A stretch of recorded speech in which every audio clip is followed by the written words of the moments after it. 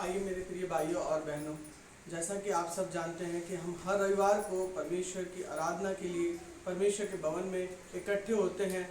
परमेश्वर का धन्यवाद करने के लिए पिछले सप्ताह में प्रभु ने हमें बहुत खूबसूरती से संभाला, बहुत प्रेम से प्रभु ने हमें अपने साथ रखा और हम हर वक्त हर दुख की तराई में भी परमेश्वर ने हमें बहुत खूबसूरती से संभाल के रखा। उसके लिए आइए हम आज इस रविवार को फिर से हम परमेश्वर का धन्यवाद करेंगे और परमेश्वर की आराधना करेंगे। आइए हम सब अपने अपने स्थान पर खड़े हो जाएं और परमेश्वर की आराधना के लिए अपने जीवन को तैयार करें। आइए हम अपने हाथों को उठाएंगे, परमेश्वर का धन्यवाद करेंगे। उस प्रभु ने हमें पिछले सप्ताह, पिछले वर्ष, पिछले महीने में बहुत आनंद के साथ रखा। प्रभु किसी प्रकार की हमारे जीवन में गति को नहीं आने दिया। हर एक दुख की तराई में भी प्रभु ने हमें ये कहा कि मेरे बेटे और मेरी बेटी, मैं तेरे साथ हूँ, न मैं तुझे कभी छोड़ूंगा न मैं तुझे कभी त्यागूंगा। मैं सदैव तेरे साथ हूँ, हर वक्त तेरी शहरपनाह मेरे सम्मुख रहती है, मैं तेरे साथ रहता हूँ। प्रभु आपका धन्यवाद, हृदय की गहराई से प्रभु आपका धन्यवाद करते हैं।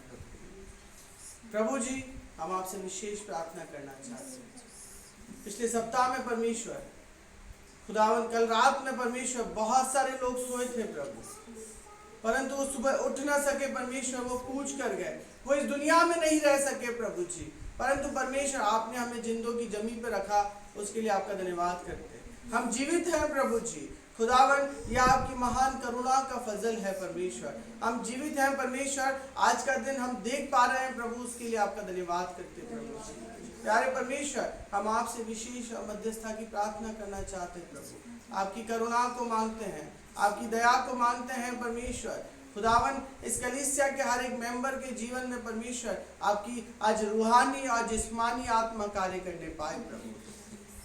खुदावन, आपका आलिंगन चाहते हैं प्रभु जी। आज आपका आत्मा हमें स्पर्श करने पाए, हम प्यारे परमेश्वर एक कदम और परमेश्वर आत्मिक स्तर में बढ़ने पाए प्रभु जी। आत्मिक क्षेत्र में प्रभु एक कदम और बढ़ने पाए प्रभु। आपका अनुग्रह चाहते हैं प्रभु, आपकी करुणा को मांगते हैं परमेश्वर। आपका वचन कहता है, प्रति बोर आपकी करुणा हमारे जीवन के लिए नहीं होती चली जाती प्रभु।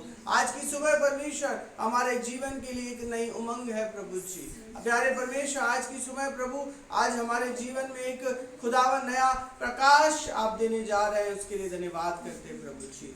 आज प्यारे परमेश्वर खुदावन, आराधना के द्वारा प्रभु जी, प्यारे परमेश्वर, इस पूरे कोटा शहर के, इस कलीसिया के हर एक मेंबर के बंधन टूटने पाए प्रभु। खुदावन, हर एक परमेश्वर रूहानी और जिस्मानी आत्मा से शिफा पाए, हर एक के जीवन में छुटकारे आने पाए प्रभु, चंगाई का आत्मा आने पाए प्रभु जी। हर एक के जीवन में खुदावन कामिल चंगाई को कहते हैं प्रभु जी। आपकी करुणा को मांगते हैं परमेश्वर।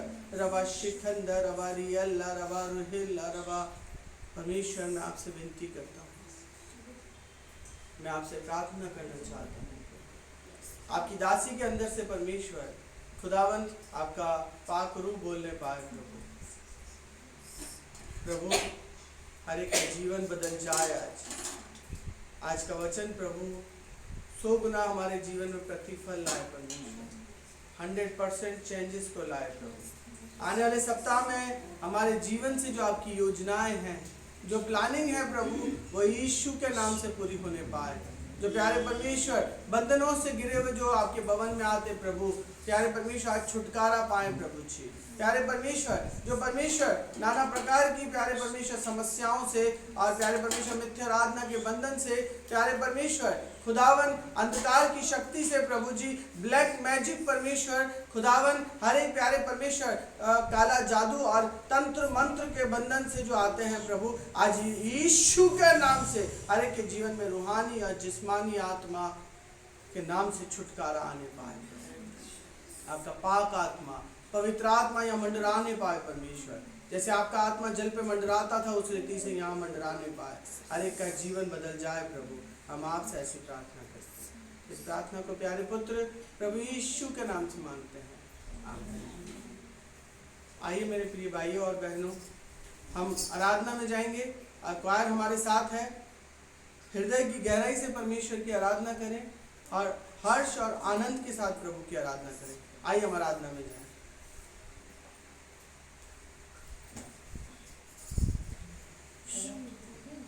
हालेलुया, हालेलुया, हालेलुया, हम सब यहाँ उपस्थित हैं।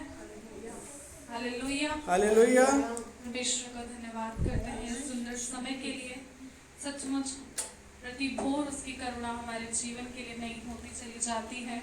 आइए इस समय में हम परमेश्वर की स्तुति करें, उसके नाम को ऊंचा करें, उसे धन्यवाद दें कि सचमुच बीते सप्ताह में परमेश्वर ने बहुत अच्छी रीति से हमें संभाल कर रखा।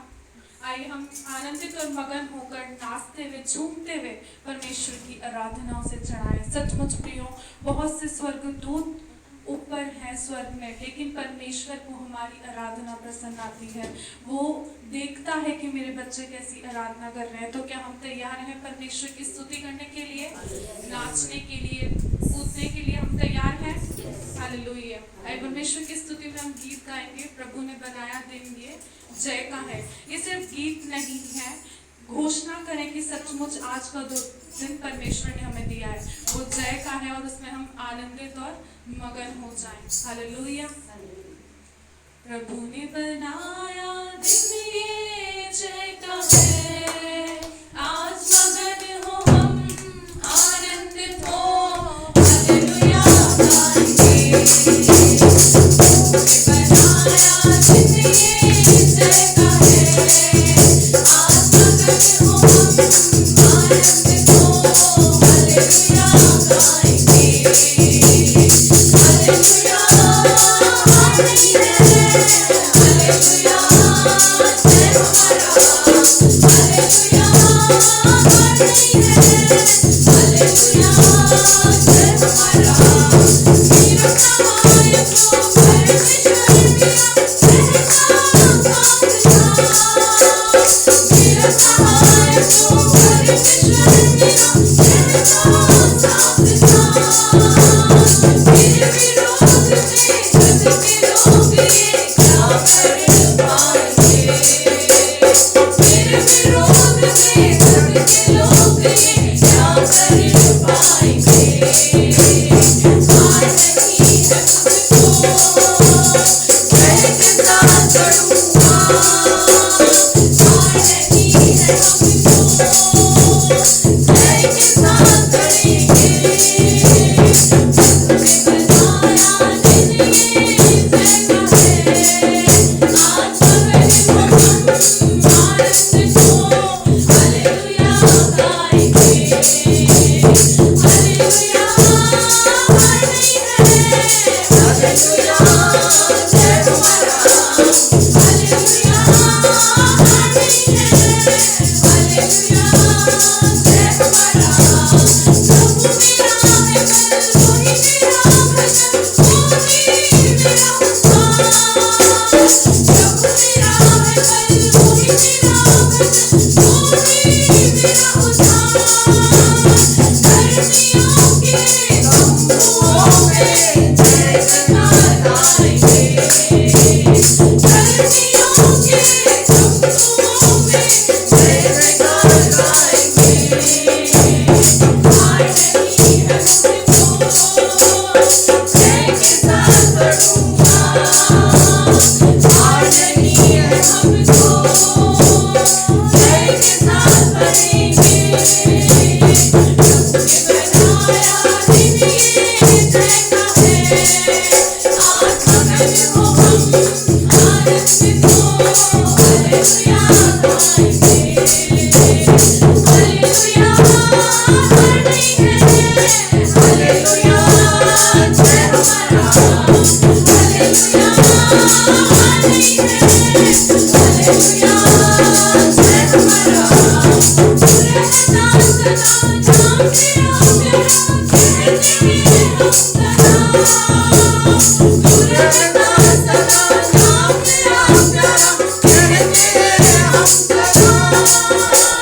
संकट में जब हम दुहाई देते हैं, आता है बात तू। संकट में जब हम दुहाई देते हैं, आता है बात तू। हार नहीं है मुझको,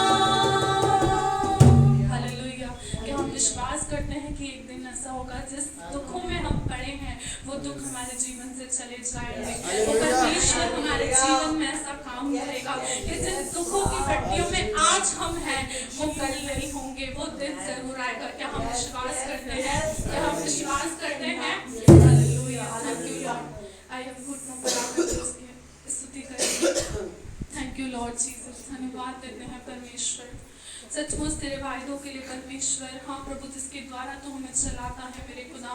सचमुच परमेश्वर सत्य है, तेरा वचन प्रभु हमें शांति देता है खुदा। हाँ मेरे प्रभु, जब भी हम दुख में पड़े हों खुदा, तेरा एक वचन परमेश्वर हमारे जीवन में प्रभु वो शांति लेकर आता है जो मनुष्य के शब्द प्रभु हमें नहीं देते मेरे खुदा।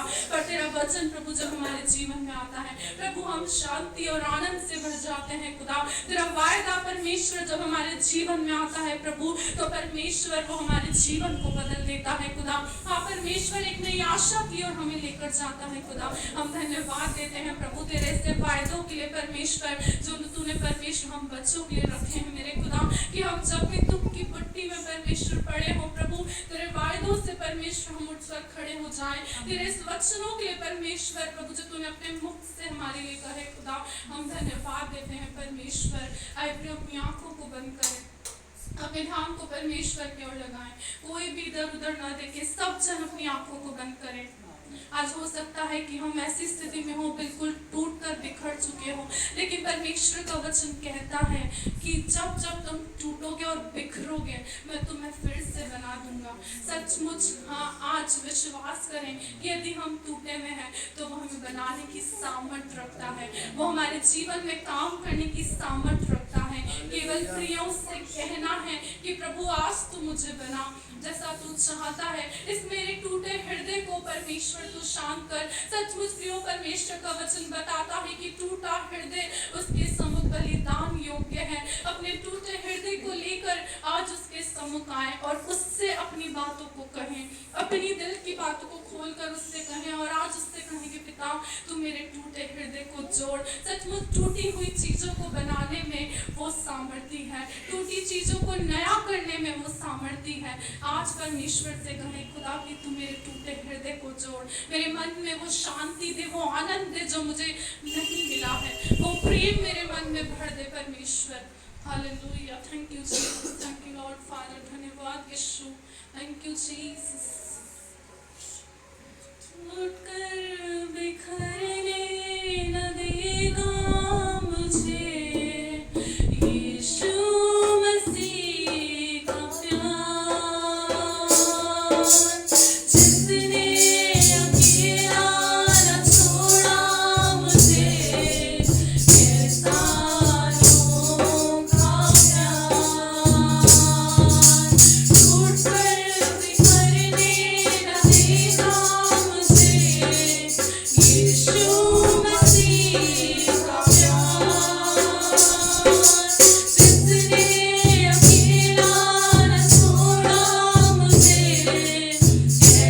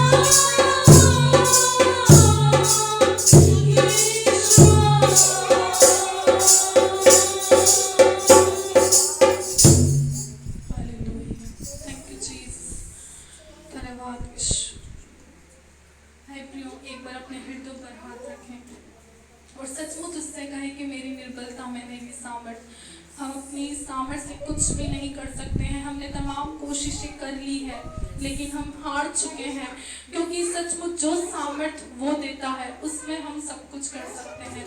हम अपनी कोशिशों को ना करें लेकिन उस पर भरोसा रखें।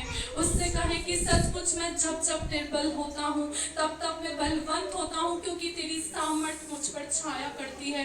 आज प्रभु जब मैं निर्बल हूँ, प्रभु तू अपनी सामर्थ को मुझ पर उंडेल ताकि मैं वो कार्य कर सकूं परमेश्वर जिसमें मैं बार बार हार रहा हूँ, मैं हार रही हूँ। अपनी कोशिशों को प्रभु अब मैं नहीं करूँगा, पर मैं तुझ पर भरोसा रखूंगा, मैं तुझ पर भरोसा रखूंगी, क्योंकि मैं जानती हूँ कि जो कुछ करेगा केवल तू करेगा। आइए प्रभु अपने हृदय पर हाथ रखें और इस अंतरे को हम एक बार फिर से गाएंगे। Hallelujah, thank you Jesus. मेरी निर्बलता में मेरी सामर्थ, यीशु मसीह का प्यार, जिसने अकेला न छोड़ा मुझे, कैसा अनोखा प्यार। मेरी निर्बलता में मेरी सामर्थ, यीशु मसीह का प्यार, जिसने अकेला न छोड़ा मुझे, कैसा अनोखा प्यार। माँ की तरह मुझे थामेगा वो, गिरने न देगा मुझे, मेरे आंसू के आंसू को पोंछेगा वो, बाहों में लेगा मुझे। माँ की तरह मुझे थामेगा वो, गिरने न देगा मुझे, मेरे आँखों के आंसू को पोंछेगा वो, बाहों में लेगा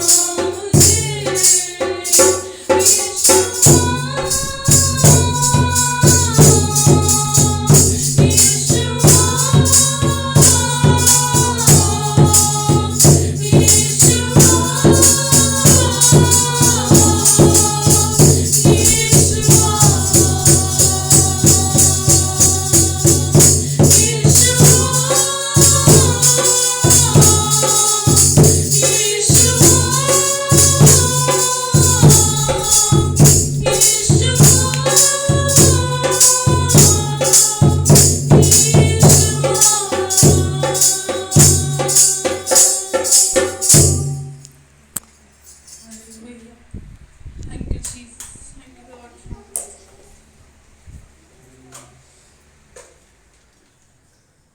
Come on, people of God.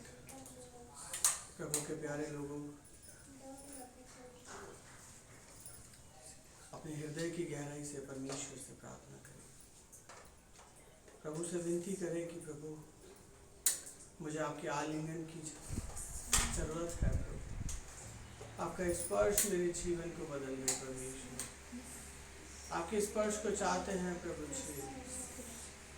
आपकी करुणा हमारे जीवन में आ जाए प्रभु, आपका प्यार हमारे जीवन में आ जाए प्रभु जी।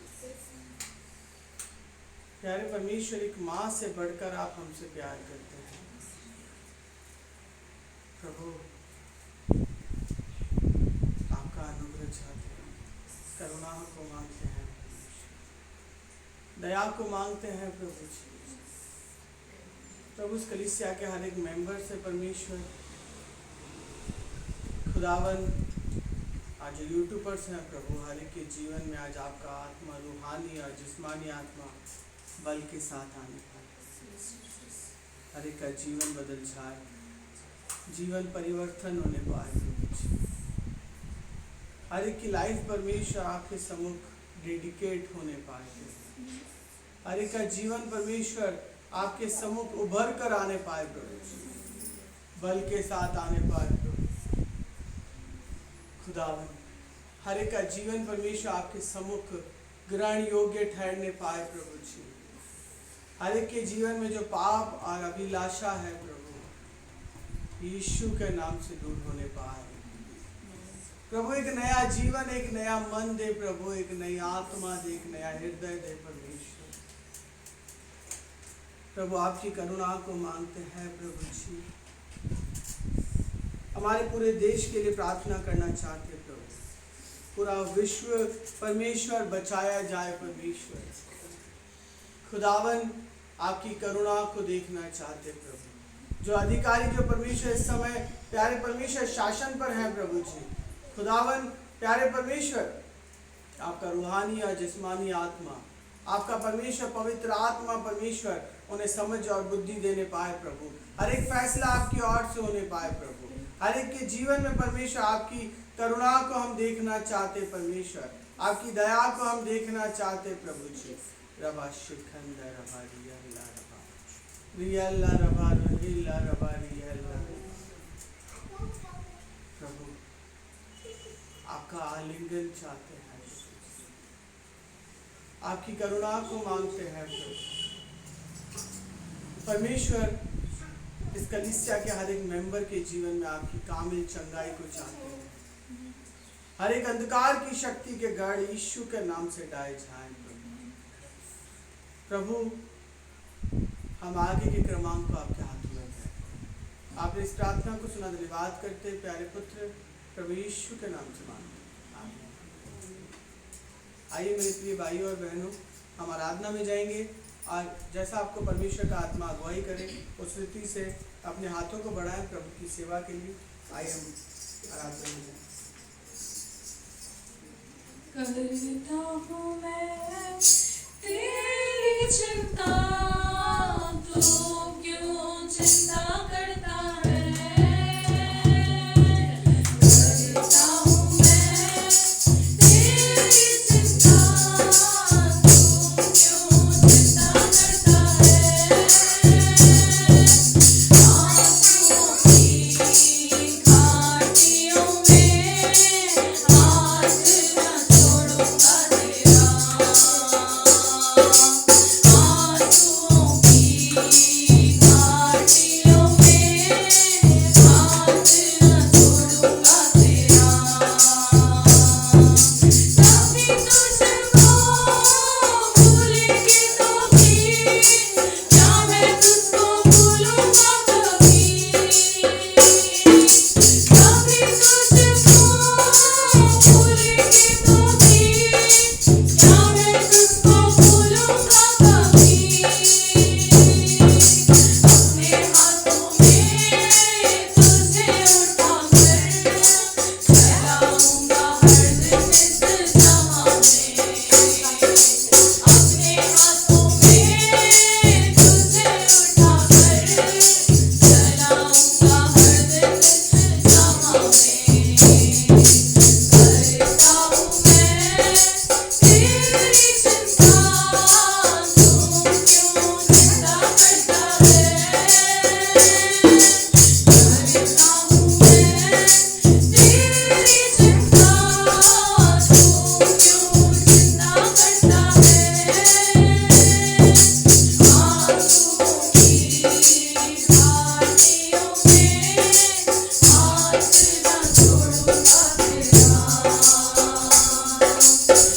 आंसुओं की घाटियों में हाथ न छोड़ूंगा तेरा।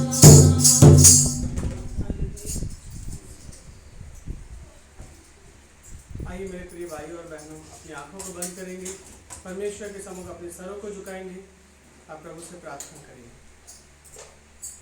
प्रभु हम आपका धन्यवाद करते हैं।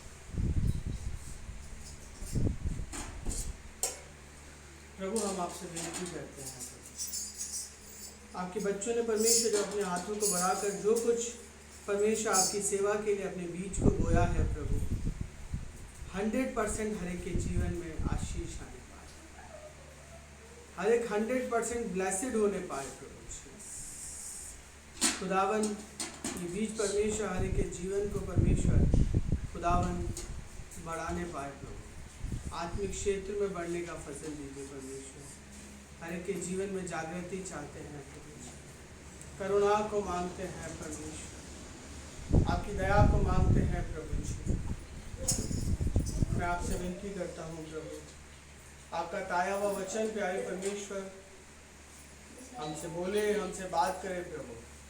आज आपका वचन हमारे जीवन को बदल दे, आपका वचन हमारे जीवन को आर पार छेदने पाए, बूंदे बूंदे को छेदने पाए प्रभु। आज आपका वचन प्यारे परमेश्वर जीवन की हर एक परिस्थिति, हर एक हालातों को बदल दे प्रभु जी। हम आपसे ऐसी प्रार्थना करते, आदर महिमा मान सम्मान आपको देते हैं खुदावन। आपकी दासी के अंदर से परमेश्वर आज आपका आत्मा हमसे बोलने पाए, बात करने पाए। इस प्रार्थना को आपने सुना, धन्यवाद करते हैं यीशु के नाम से मांगते हैं, आमीन।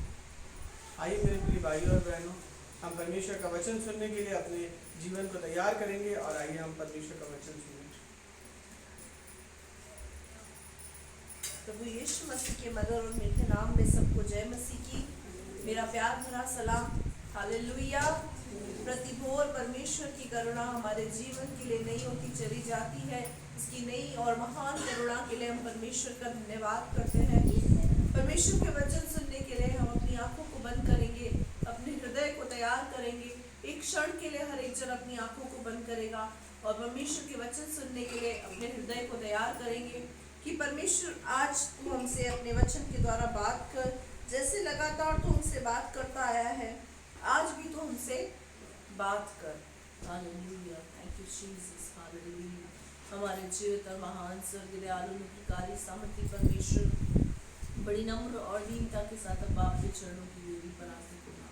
सचमुच मेरे परमेश्वर पिता, हम में कोई खूबी कोई लियाकत नहीं मेरे परमेश्वर पिता, हम जो भी हैं तेरी वजह से, तेरे अनुग्रह से हैं खुदा।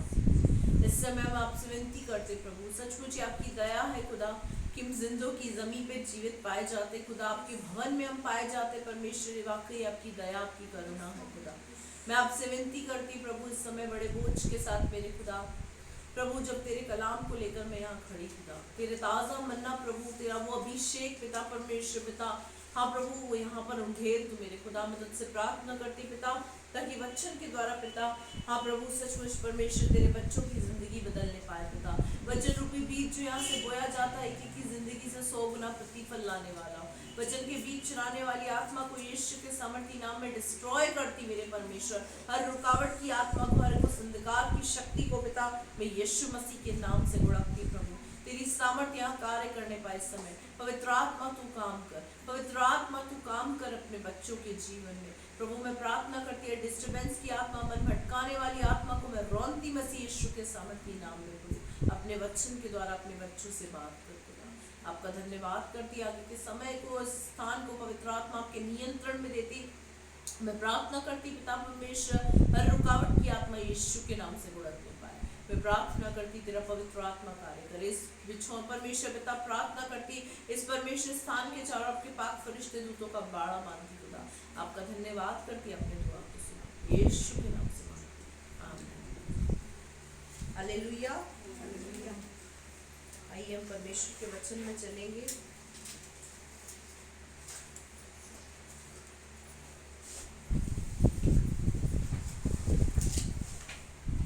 हम निकालेंगे गिनती की पुस्तक, इसका 22वां अध्याय, इसकी पहली आयत से हम पढ़ेंगे। जो आज का हमारा टॉपिक है वो है लालच में आकर परमेश्वर की बात को अनसुनी करना।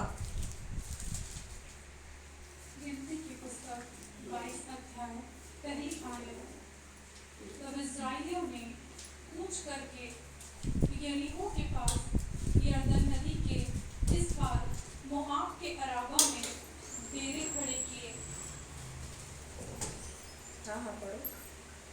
सिप्पोर के पुत्र बालाक ने क्या देखा कि इस्राएल ने एमोरियों से क्या क्या किया है, इसीलिए मोआब यह जानकर कि इस्राएली बहुत हैं, उन लोगों से अत्यंत डर गया, यहाँ तक कि मोआब इस्राएलियों के कारण अत्यंत व्याकुल हुआ।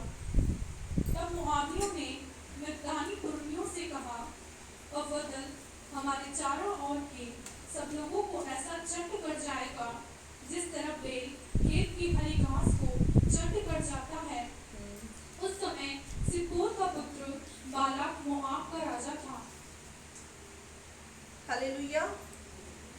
यहाँ लिखा हुआ है, तब इजराइलियों ने कूच करके यरीहो के पास यरदन नदी के इस पार मोआब के अराबा में डेरे खड़े किए। सिप्पोर के पुत्र बालाक ने देखा कि इजराइल ने एमोरियों से क्या क्या किया है, इसीलिए मोआब ये जानकर कि इजरायली बहुत हैं, उन लोगों से अत्यंत डर गया, यहाँ तक कि मोआब इजरायली के कारण अत्यंत व्याकुल हुआ। यहाँ पर दो देश के लोग हैं, एक तो मोआबी लोग हैं और एक इजरायली लोग हैं। कितने तरीके के लोग हैं यहाँ पर? दो देश के लोग हैं। इजरायली लोग वो हैं जो परमेश्वर की कौम के लोग हैं, और मोआबी लोग कौन है? जो अन्य जाति है, जो परमेश्वर के नहीं कहलाते, अलग लोग हैं। तो यहाँ पर लिखा हुआ है कि जब इजरायलियों ने कूच करके यरीहो से इजरायली परमेश्वर के कौम के जो लोग थे, जो इजरायली थे, वो एक जगह से कूच करके जब दूसरी जगह पे जाकर उन्होंने डेरे खड़े किए, तो क्या हुआ? कहाँ पर जाके उन्होंने मोआब की जगह पे जाके अपना डेरा खड़ा किया, तो मोआबी लोग क्या हो गए? घबरा गए, डर गए। किस बात से वो डर गए?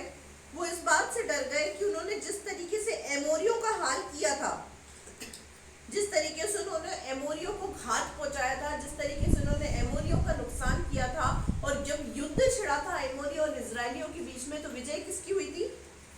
विजय किसकी हुई थी? इजरायलियों की। जब एमोरियों और इजरायलियों के बीच में युद्ध छिड़ा था, तो उस युद्ध के अंदर विजय किसकी हुई थी? इजरायलियों की हुई थी। इजरायलियों की विजय होने का कारण क्या था?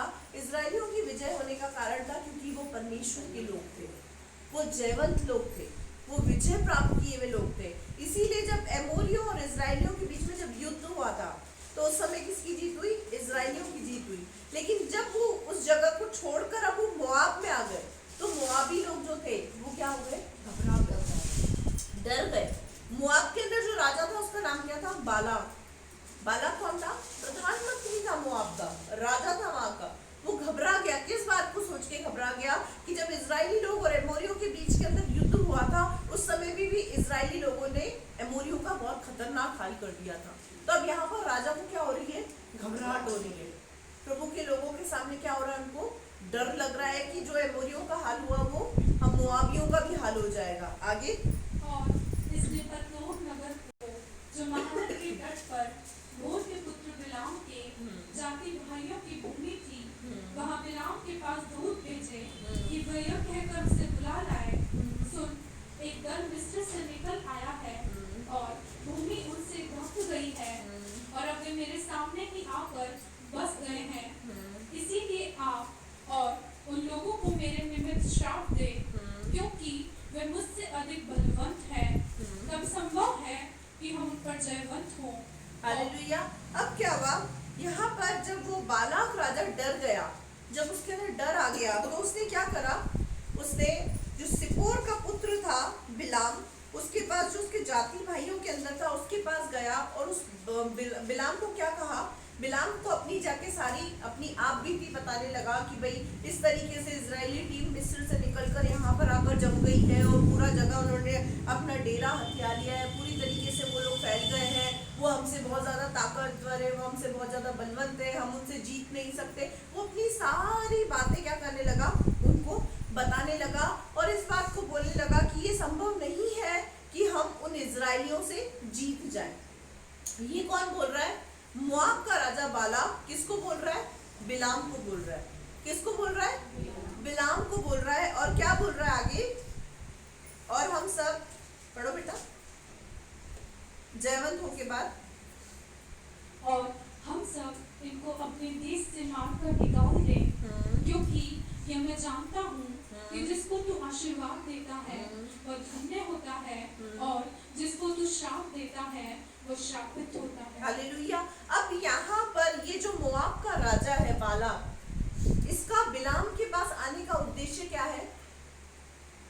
इसका बिलाम के पास आने का उद्देश्य ये है, जिसको तू आशीर्वाद देता है उसे आशीर्वाद लग जाता है, और जिसे तू श्राप देता है वो श्रापित हो जाता है। तो यहाँ पर वो किस उम्मीद के साथ आया है बालाक राजा इसके पास, बिलाम के पास? ताकि तू उन इजरायलियों को श्राप दे, और तू उनको श्राप देगा, वो लोग श्रापित हो जाएंगे और वो लोग हमसे युद्ध में हार जाएंगे। तो यहाँ पर बालाक राजा इसीलिए वहां पर आया है ताकि वो अपने आप को और अपनी प्रजा को आगे देखना क्या होता है। तब मोआबी और मिद्यानी पुरनिये भावी कहने की दक्षिणा लेकर चले और बिलाम के पास पहुंचकर बालाक की बातें कह सुनाई। ये जो बिलाम था, ये बिलाम कौन था? ये बिलाम इजरायली कौम का था, परमेश्वर का चुनावा था। क्योंकि परमेश्वर के जो चुने हुए लोग होते हैं वो अगर किसी को आशीर्वाद देते हैं तो वाकई उन पे आशीर्वाद ठहर जाता है, लेकिन अगर उनके मुंह से किसी के प्रति कुछ गलत निकल जाता है तो वो श्राप भी उनको लग जाता है। इसीलिए ये बात मोआब का राजा बालाक इस बात को जानता था कि एक बिलाम ही एक ऐसा व्यक्ति है जिसको मैं इस्तेमाल करके इन इजराइलियों पर विजय को प्राप्त कर सकता हूँ। तो अब यहाँ पर क्या बोल रहा है उसको, वो मोआबी मिगानी पुरनिये भावी कहने की दक्षिणा लेकर चले और बिलाम के पास पहुंचकर बालाक की बातें कह सुनाई। अब क्या किया उन्होंने? दक्षिणा ली। क्या ली? गुरु दक्षिणा। किस चीज की? ताकि तू उनके ऊपर श्राप फेंक, भावी केन के ऊपर। तो क्या करें उसके लिए? सोना चांदी खूब दक्षिणा लेके चले कि उसको पैसा रुपया देकर हम खरीद लेंगे और खरीद के क्या करेंगे, हम इजरायलियों पर विजय को हासिल करेंगे। आगे उसने उनसे कहा, आज रात को यहाँ टिको और जो बात परमेश्वर मुझसे कहेगा उसी के अनुसार मैं तुमको उत्तर दूंगा। हालेलुया। अब यहाँ पे बिलाम क्या बोल रहा है? आज रात को तुम यहीं पे टिको, आज रात को तुम क्या करो? यहीं पे टिको। परमेश्वर अगर मुझसे कहेगा कि मैं उनको श्राप दूं तो मैं तुम्हारे साथ चलूंगा। क्या बोल रहा है? अगर परमेश्वर मुझसे कहेगा ऐसा करने को तो मैं अवश्य है तुम्हारे साथ जाऊंगा। लेकिन आगे क्या होगा? तब मोआब के हाकिम बिलाम के यहाँ ठहर गए। तब परमेश्वर ने बिलाम के पास आकर पूछा, तेरे यहाँ ये पुरुष कौन है? बिलाम ने परमेश्वर से कहा, सिप्पोर के पुत्र मोआब के राजा बालाक ने मेरे पास ये कहला भेजा है, सुन जो दल मिस्र से निकल आया है उससे भूमि दब गई है, इसीलिए आकर मेरे लिए उन्हें श्राप दे। संभव है कि मैं उससे लड़कर उनको बरबस निकाल सकूंगा। अब परमेश्वर इससे पूछ रहा है बिलाम से कि जो तेरे यहाँ पे जो लोग आए हुए हैं, जो तेरे पास टिके हुए ये लोग कौन है? क्या परमेश्वर को नहीं पता था वो लोग कौन है? पता था, लेकिन परमेश्वर इस चीज को देखना चाहता था कि वो मुझे कन्विंस करने के लिए सच बोलता है या झूठ बोलता है। लेकिन यहाँ पर बिलाम ने परमेश्वर को जो बात थी वो सच बता दी, जो भी बात थी वो सच बता दी। उसने वेट किस बात का कर रहा है बिलाम? कि मैं परमेश्वर से पूछूं, अगर परमेश्वर मुझे अलाउ करेगा मैं तो ही जाऊंगा, अन्यथा मैं उनके साथ नहीं जाऊंगा। आगे परमेश्वर ने बिलाम से कहा, तू उनके संग मत जा, उन लोगों को श्राप मत दे, क्योंकि वे आशीष के भागी हो चुके हैं। हालेलुया। परमेश्वर ने इसको क्या कहा? तू उन लोगों के साथ मत जाना, क्योंकि जिन्हें मैंने आशीष दे दी है, जो मेरी तरफ से आशीषित हो चुके हैं, तू उनको शापित नहीं कर सकता, इसीलिए तू उनके साथ मत जाना। यहाँ पर ये वेट किस चीज का कर रहा था? परमेश्वर के आंसर का। परमेश्वर ने इसको आंसर कर दिया कि तुझे उनके साथ नहीं जाना, क्योंकि जिनको मैंने आशीष दी है, जो इजरायली लोग थे, जो परमेश्वर की कौम के लोग थे, वो आशीषित लोग थे, उसको परमेश्वर ने आशीष दी थी। तो परमेश्वर ने क्या कहा? जिन्हें मैंने आशीष दी है उन्हें तू श्राप देने मत जा। आगे क्या होगा देखना। भोर को बिलाम ने उठकर बालाक के हाकिमों से कहा, तुम अपने देश को चले जाओ, क्योंकि परमेश्वर मुझे तुम्हारे साथ जाने की आज्ञा नहीं देता। तब मोआबी हाकिम चले गए और बालाक के पास जाकर कहा, बिलाम ने हमारे साथ आने से मना किया है। अब क्या हुआ? मॉर्निंग टाइम हुआ, नाइट में परमेश्वर ने किससे बात करी? बिलाम से बात करी कि तू उनके साथ मत जाना, उन लोगों को श्राप मत देना, क्योंकि उन लोगों को आशीषित मैंने कर रखा है। ठीक है, सुबह मॉर्निंग होते ही उन्होंने मोआबियों को सारी बातें बता दी कि हम तुम्हारे साथ नहीं जा सकते, मैं तुम्हारे साथ नहीं जाऊंगा, परमेश्वर ने मुझे जाने की इजाजत नहीं दी है, मैं ऐसा काम नहीं करूंगा। ये तो हुआ पहली बार जब परमेश्वर ने बिलाम से कुछ कहा और उसने उस बात को सुना और माना। आगे देखो। इस पर बालाक ने फिर और हाकिम भेजे जो पहलों से प्रतिष्ठित और गिनती में भी अधिक थे। उन्होंने बिलाम के पास आकर कहा, सिप्पोर का पुत्र बालाक यूं कहता है, मेरे पास आने से किसी कारण मना मत कर। अब क्या हुआ?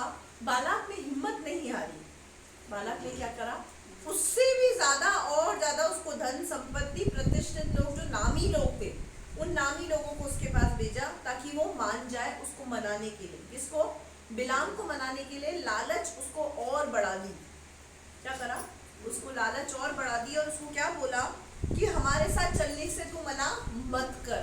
आगे, क्योंकि मैं निश्चय तेरी बड़ी प्रतिष्ठा करूंगा और जो कुछ तू मुझसे कहे वही मैं करूंगा, इसीलिए आ और उन लोगों को मेरे निमित्त श्राप दे। अब क्या बोला? मैं निश्चय तेरी प्रतिष्ठा करूंगा। निश्चय का मतलब 100%, मतलब तेरा नाम ऊंचा करूंगा, तुझे प्रतिष्ठित बना दूंगा, तुझे सोने चांदी से लाभ दूंगा, तुझे धनवान व्यक्ति कर दूंगा, जैसा जैसा तू बोलेगा वैसा वैसा करूंगा। मेरे प्रियो, जब हमारे जीवन के अंदर हमको कोई गलत प्रपोजल देता है, उस गलत प्रपोजल के द्वारा उस व्यक्ति के अंदर शैतान काम करता है। वो प्रपोजल चाहे कोई व्यक्ति लेकर आया हो हमारे सामने, लेकिन ध्यान देना उस प्रपोजल को लाने वाला व्यक्ति कोई और है, लेकिन उसके अंदर काम करने वाला व्यक्ति कोई और है। अक्सर शैतान हमें परमेश्वर की नजर में गिराने के लिए, अपने अभिषेक से गिराने के लिए, अपने चुनाव से गिराने के लिए, फंसाने के लिए कोई ना कोई चाल चलता है। यहाँ बालाक और कोई नहीं है, शैतान का रूप है। यहाँ बालाक कौन है? शैतान का रूप है, जो लालच पे लालच, लालच पे लालच देकर बिलाम को गिराने की कोशिश कर रहा है। बिलाम जब तक परमेश्वर की सुन रहा था, मान रहा था, तब तक सब कुछ सही था। हम आगे देखेंगे बिलाम के साथ क्या हुआ। कई बार मेरे प्रिय, शैतान हमें लालच देता है और हम उस लालच को समझ नहीं पाते। हम सोचते हैं कि नहीं, ये जो बात शैतान ने, ये जो बात हमारे सामने आई है, ये बात शैतान की ओर से नहीं है, ये बात परमेश्वर की ओर से है, और हम इसको लेकर एक्सेप्ट कर लेते हैं। और उस बात को लेकर शैतान हमारा पूरा इस्तेमाल करता है, पूरा इस्तेमाल करता है। बाइबल में लिखा हुआ है, परमेश्वर मनों का जांचने वाला है। जब भी कभी हमारी कोई स्थिति खराब होती है, उस स्थिति के अंदर अगर हम किसी गलत कदम को उठाते हैं, उस समय हमारे मन में एक वचन आता है कि परमेश्वर हमारी स्थिति को जानता है, परमेश्वर मनों का जांचने वाला है। वचन तो परमेश्वर का ही है, मनों का जांचने वाला परमेश्वर है, ये बाइबल से ही निकला है, लेकिन इसका इस्तेमाल आपके जीवन के अंदर शैतान ने करा।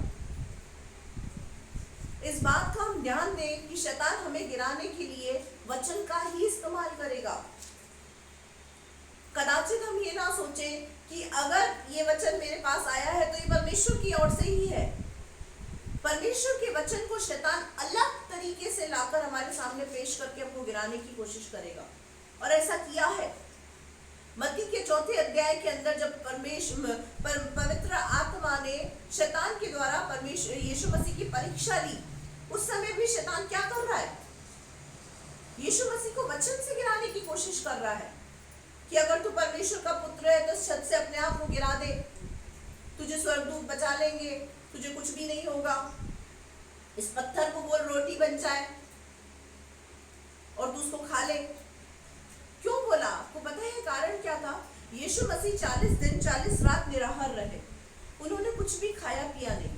उस समय क्यों शैतान ने उनको परखने के लिए कहा ये चीज कि इस पत्थर को बोल रोटी बन जा, भी खा ले? उसका कारण पता है क्या है? अगर वो सामर्थ हमारे अंदर होती तो हम पता है क्या करते? तुरंत बोल देते रोटी बन जा।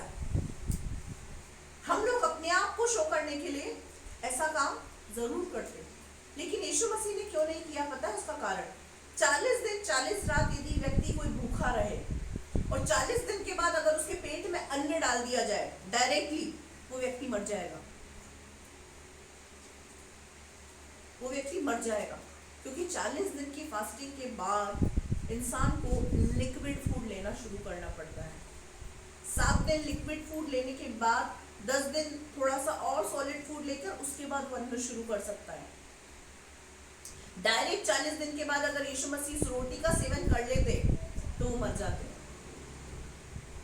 शैतान हमारे जीवन के अंदर गलत प्रपोजल रखकर हमें आत्मिक तौर से मार देता है। शारीरिक तौर से हमारी मृत्यु हो या ना हो, लेकिन आत्मिक तौर से हमें मारने के लिए शैतान गलत प्रपोजल को हमारे सामने रखता है, लालच को हमारे सामने लाकर रख देता है, प्रतिष्ठा को हमारे सामने लाके रख देता है कि तुझे मैं बड़ा आदमी बनाऊंगा, तुझे मैं बड़ी औरत बनाऊंगा, तुझे धनवान करूंगा। इन सब चीजों को हमारी आंखों के आगे रखकर हमें अंधा करके सामने हमारे प्रपोजल रख देता है। क्या करता है? हमारी आंखों को अंधा कर देता है। जब तक बिलाम परमेश्वर की सुनता रहा, उनके साथ नहीं गया। यहाँ पर और प्रतिष्ठित लोगों को भेजा। अब क्या कर रहा है यहाँ पर? बिलाम की जो गलती है वो मैं बताना चाहती हूँ आपको। आगे पढ़ना बेटा।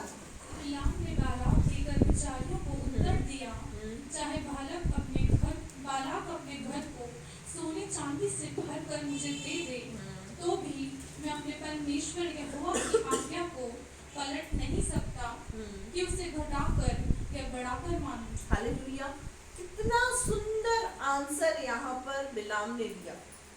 क्या बोला? बालाक चाहे मेरे घर को सोने चांदी से भर दे, चाहे मुझे धन दौलत शोहरत कुछ भी दे दे, लेकिन मैं परमेश्वर की आज्ञा से पलट कर उसकी आज्ञा में घटा बढ़ाकर उसके विरुद्ध पाप नहीं करूंगा। ये क्या था? बिलाम का सुपर आंसर। क्या था? बहुत खूबसूरत आंसर। अब आगे देखना। इसीलिए अब तुम लोग आज रात को यहीं टिके रहो, ताकि मैं जान लूं कि परमेश्वर मुझसे और क्या कहता है। हालेलुया! कथनी और करनी में अंतर आ गया। कथनी और करनी में अंतर आ गया। जब तूने पहले उन लोगों को ये बात बोल दी कि मैं परमेश्वर के खिलाफ नहीं जाऊंगा, तो वहां पर उन लोगों को रात को टिकाने का मतलब क्या था? दोबारा परमेश्वर से कंफर्मेशन करने का मतलब क्या था? जब परमेश्वर ने हमको कोई बात कह दी और वो बात हमारे पल्ले में नहीं पड़ती, हमारी बुद्धि में नहीं आती, हमारे हृदय में नहीं आती, तो हम क्या करते हैं पता है? उसके कंफर्मेशन के लिए इधर उधर भटकते हैं। और यही सबसे बड़ा हमारा पाप होता है, हमारी कथनी और करनी में अंतर। कैसा आता है अंतर? चाहे कुछ भी हो जाए, चाहे कैसी भी परिस्थिति आ जाए, मैं यीशु मसीह को नहीं छोड़ूंगा, नहीं छोड़ूंगी। चाहे कुछ भी हो जाए, मैं संडे कलीसिया नहीं छोड़ूंगी, नहीं छोड़ूंगा। जैसे ही थोड़ी सी मुसीबत हमारे जीवन के अंदर आई, हमने यीशु मसीह को, बाइबल को, दुआ प्रार्थना को, सबको ताक पे रख दिया। ये है कथनी और करनी में अंतर। मुंह से क्या बोला? मैं यीशु को नहीं छोड़ सकता, चाहे कुछ भी हो जाए, आंधी आए, तूफान आए, चाहे कुछ भी हो जाए। लेकिन जब करने पर आया वो व्यक्ति, जब करने का समय आया तो मुकर गया। इंसान की कथनी और करनी में कभी अंतर नहीं होना चाहिए, और विशेष करके एक विश्वासी की कथनी और करनी में कभी अंतर नहीं आना चाहिए। अगर हमारी कथनी और करनी के अंदर अंतर रहा, तो उस कथनी और करनी को लेकर लोग हमारे ऊपर ठट्टा मारेंगे कि ये लोग प्रभु के लोग हैं, बोलते कुछ और, करते कुछ और है। मेरे प्रियो, प्रभु का दास, प्रभु की दासी, इनकी ही जिम्मेदारी नहीं है कि एक विश्वासी बने रहना, प्रभु यीशु मसीह को अपने जीवन से दर्शाना। नहीं, यह हर एक उस विश्वासी की जिम्मेदारी है जो प्रभु यीशु मसीह पर विश्वास करता है कि उसके जीवन से प्रभु यीशु मसीह दिखना चाहिए। अगर हमारे जीवन से प्रभु यीशु मसीह नहीं दिख रहा है, इसका मतलब हमारी कथनी में, हमारी करनी में अंतर है। कैसे? कथनी और करनी में कैसे अंतर है? जब हमने प्रभु को एक्सेप्ट किया तो हमने क्या बोला कि प्रभु मैं तेरे पीछे ही चलूंगा, तेरे वचनों के अनुसार चलूंगा। वचन हमें झूठ बोलना सिखाता है, वचन हमें गुस्सा करना सिखाता है, वचन हमें मारपीट करना सिखाता है, वचन हमें गाली गलौज करना सिखाता है, वचन हमें लालच करना सिखाता है, चोरी करना सिखाता है, नशा करना सिखाता है। लेकिन अगर हम ये कर रहे हैं तो हमारी कथनी करनी में अंतर आ जाता है। मैं परमेश्वर तेरे वचन के अनुसार चलूंगा और चलने की कोशिश करूंगा। इन दोनों में डिफरेंस है। मैं परमेश्वर के वचन के अनुसार चलता हूं और मैं परमेश्वर के वचन के अनुसार चलने की कोशिश कर रही हूं, ये दोनों अंतर है। चलता हूं का मतलब ये है कि मुझसे कोई गलती नहीं होती, और कोशिश करने का मतलब क्या है, मुझसे गलती होती है लेकिन मैं उसको ठीक करके अपने आप को पूरी रीति से परमेश्वर के अधीन करने की कोशिश कर रहा हूं। यहाँ पर जब बिलाम ने उनको फाइनली आंसर कर दिया कि मैं परमेश्वर के वचन से इधर उधर नहीं हिलूंगा, फिर उनको वहां रुकाने की क्या जरूरत थी? कहीं ना कहीं मेरे प्रियो, हम परमेश्वर के सम्मुख जब बैठते हैं तो हमारे अंदर लालच काम कर रहा होता है। लालच, वो किसी भी चीज का लालच हो सकता है, नौकरी का, छोकरी का, धन दौलत का, शोहरत का, पैसे का, किसी भी चीज का लालच हो सकता है। किसी भी चीज का, नौकरी, छोकरी, किसी भी चीज का लालच। हम परमेश्वर से प्रार्थना कर रहे हैं लेकिन हमारे अंदर क्या है? लालच चल रहा है। तो क्या खुदा उसको नहीं जानता? हम जो मुंह से बोल रहे हैं, हम ये सोचते हैं कि हम जो मुंह से प्रार्थना कर रहे हैं, खुदा उसके अनुसार हमारे जीवन में काम करेगा और उत्तर देगा। रॉन्ग। हम जो मन से बोल रहे हैं ना, मन से अंदर ही अंदर जो बोल रहे हैं, खुदा उसके अनुसार काम करेगा, हमारे मुंह के अनुसार नहीं। मुंह से तो हम ऐसी शानदार प्रार्थना करते हैं कि बड़ा बड़ा पादरी फेल हो जाता है, लेकिन मन जिस चीज को हमारा अंदर से कर रहा है, खुदा उसको देखता है। अब यहाँ पर इनको टिकाकर अब क्या कर रहा है बिलाम, आगे देखना। परमेश्वर ने रात को बिलाम के पास आकर कहा, यदि वे पुरुष तुझे बुलाने आए हैं तो तू उठकर उनके संग जा, परंतु जो बात मैं तुझसे कहूँ उसी के अनुसार करना। अब क्या हुआ? यहाँ पर बिलाम ने जब उनको रोक लिया तो परमेश्वर क्या बोल रहा है? अब वो तेरे साथ, तेरे पास तूने उनको रोका तो है, अब तू उनके साथ उठकर जा, लेकिन अब वो जो तुझे कहने को कहे ना, वो नहीं बोलना। जो मैं तुझे बोलूंगा ना, तुझे वो बोलना। इसका मतलब आप समझे? तू जो श्राप देने के लिए बोल, वो देखो जो बालाक जो तुझे श्राप देने के लिए बोल रहा है, तुझे उनको श्राप नहीं देना। जो ब्लेसिंग्स मैं तुझे बोलूंगा ना, तुझे वो ब्लेसिंग्स देनी है उनको। तो यहाँ से बिलाम आराम से उठ के चला, आराम से उठ गया और खुश हो गया। अब किस तरीके से खुश हो गया? पहले हम पढ़ेंगे रोमियो की पुस्तक, उसका 12वां अध्याय, उसकी 14वीं आयत को पढ़ेंगे।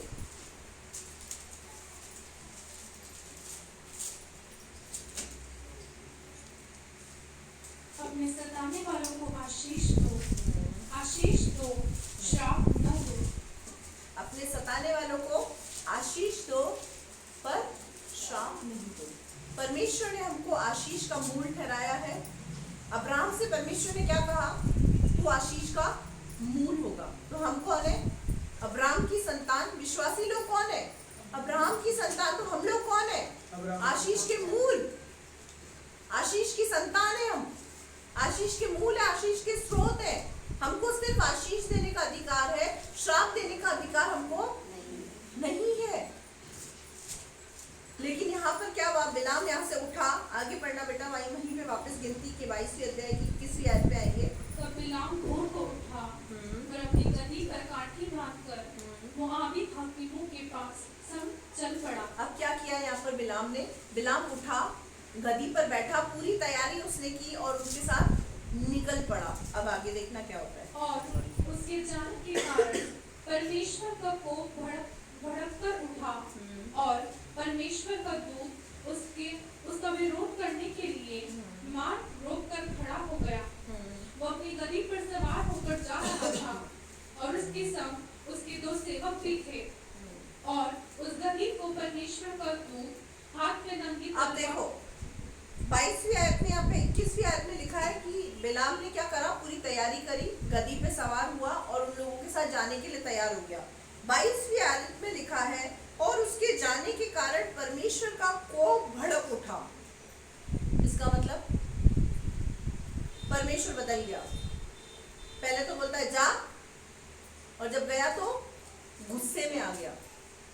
ऐसा नहीं, परमेश्वर के कहने से बिलाम उठा तो जरूर था, लेकिन वो कहने के लिए नहीं जो परमेश्वर कहना चाहता है, वो कहने के लिए जो बालाक उससे कहने के लिए बोल रहा है।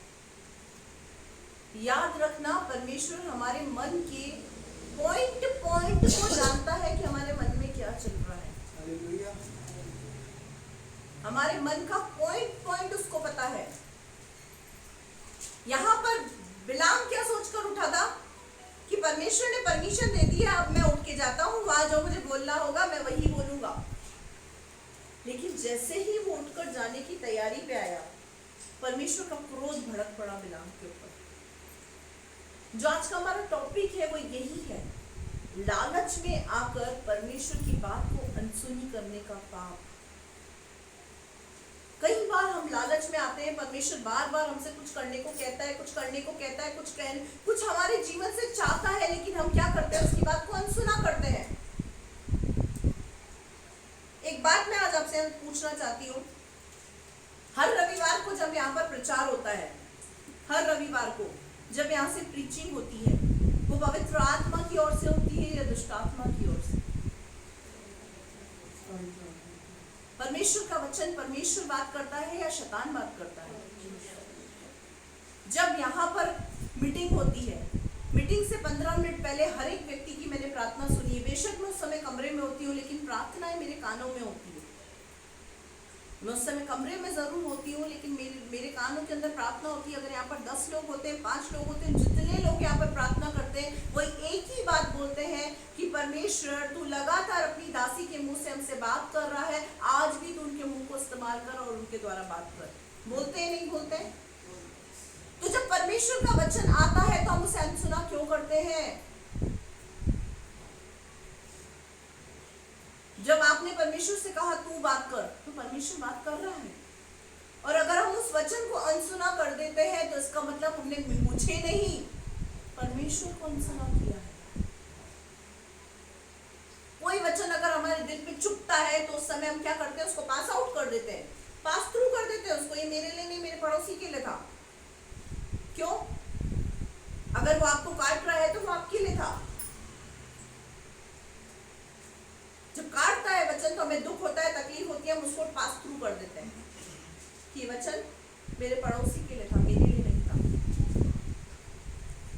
जब परमेश्वर ने बिलाम से कह दिया था तुझे उनके साथ नहीं जाना, परमेश्वर की बात को सुनकर अनसुना किया। किसकी वजह से?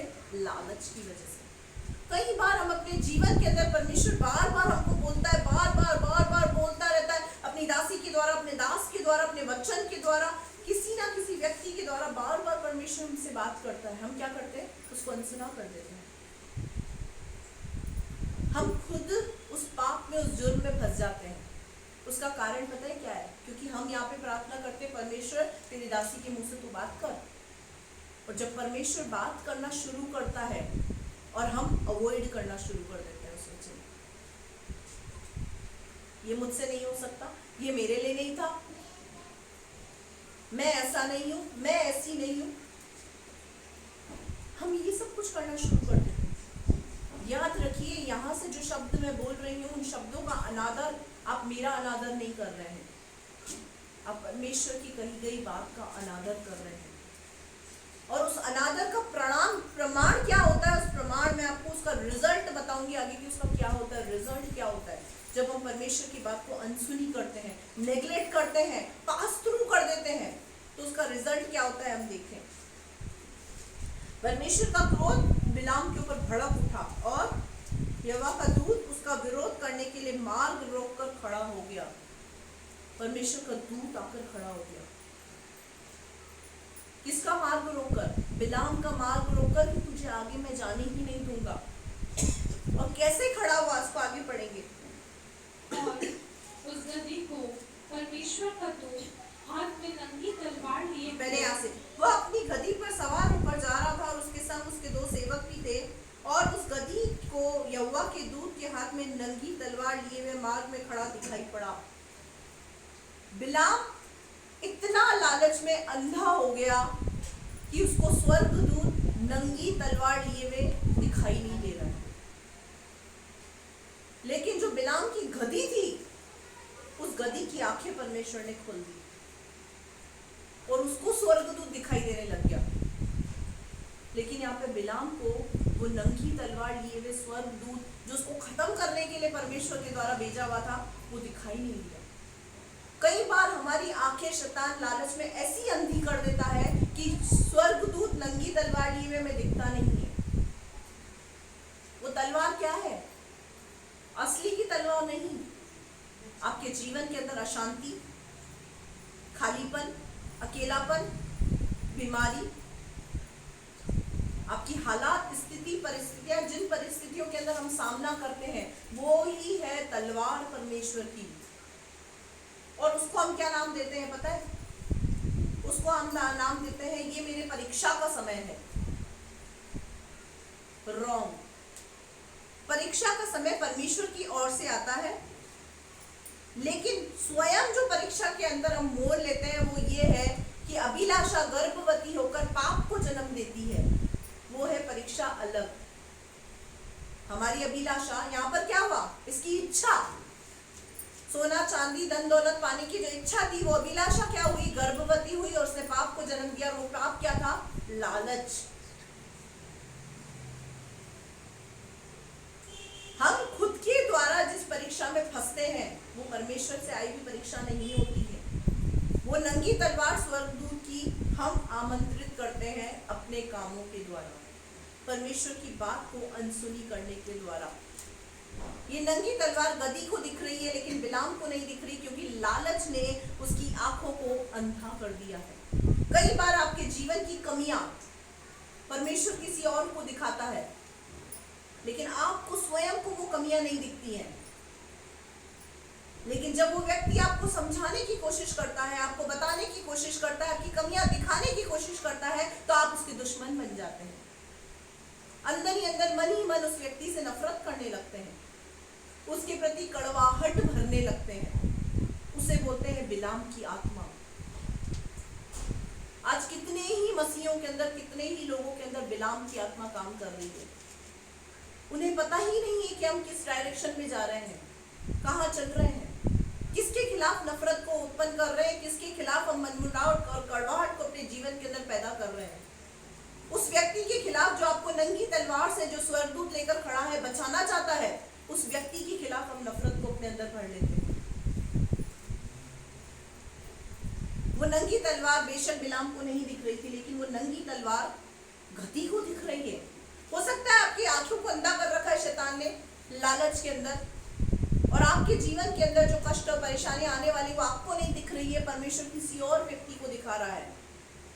और आप उस व्यक्ति से नफरत किए जा रहे हैं क्योंकि वो आपको समझा रहा है, उसके प्रति कड़वाहट रखते जा रहे हैं क्योंकि वो आपको समझा रहा है। तो इससे नुकसान उस व्यक्ति का नहीं है, इससे नुकसान उस व्यक्ति का नहीं है, इससे नुकसान आपका है, जो आने वाले समय में आपको भरपाई उसकी करनी पड़ेगी। अब यहाँ पर जब स्वर्गदूत नंगी तलवार लेके खड़ा है, आगे क्या होगा देखना। तब गधी मार्ग छोड़कर खेत में चली गई और तब बिलाम ने गधी को मारा कि वो मार्ग पर फिर आ जाए। अब क्या हुआ? गधी तुरंत वहां से निकलकर मार्ग छोड़कर खेत में भाग गई। क्यों? क्योंकि ये गधी वफादार थी। ये गधी नहीं चाहता था कि मेरा राजा, मेरा स्वामी मर जाए। ये गधी ऐसा कदाचित नहीं चाहती थी कि मेरा स्वामी मर जाए, क्योंकि वो तो अंधा हो गया लालच में, उसको दिखाई नहीं दे रही स्वर्गदूत की नंगी तलवार। लेकिन जो मैं देख रही हूँ उस चीज को मैं अनदेखा नहीं कर सकती, इसीलिए वो छोड़कर वहां पर चली गई, खेत में भाग गई। उस रास्ते को इसने छोड़ दिया। अब बिलाम क्या कर रहा है? उस खेत में से उसको मार मार के कहाँ लेकर आने की कर रहा है? वापस उस रास्ते पर लाने की कर रहा है। गधी किसका भला कर रही है? बिलाम का। गधी किसका भला कर रही है? बिलाम का। और बिलाम क्या कर रहा है? उसको मार रहा है। कई बार ऐसा होता है मेरे प्रियो, जब हम प्रभु के दास दासी किसी बात के लिए किसी विश्वासी को समझाते हैं, उसका भला करने के लिए, वो क्या करता है? शब्दों से हमको मारता है, अपने कटाक्ष बड़े शब्दों से हमारे ऊपर वार करता है।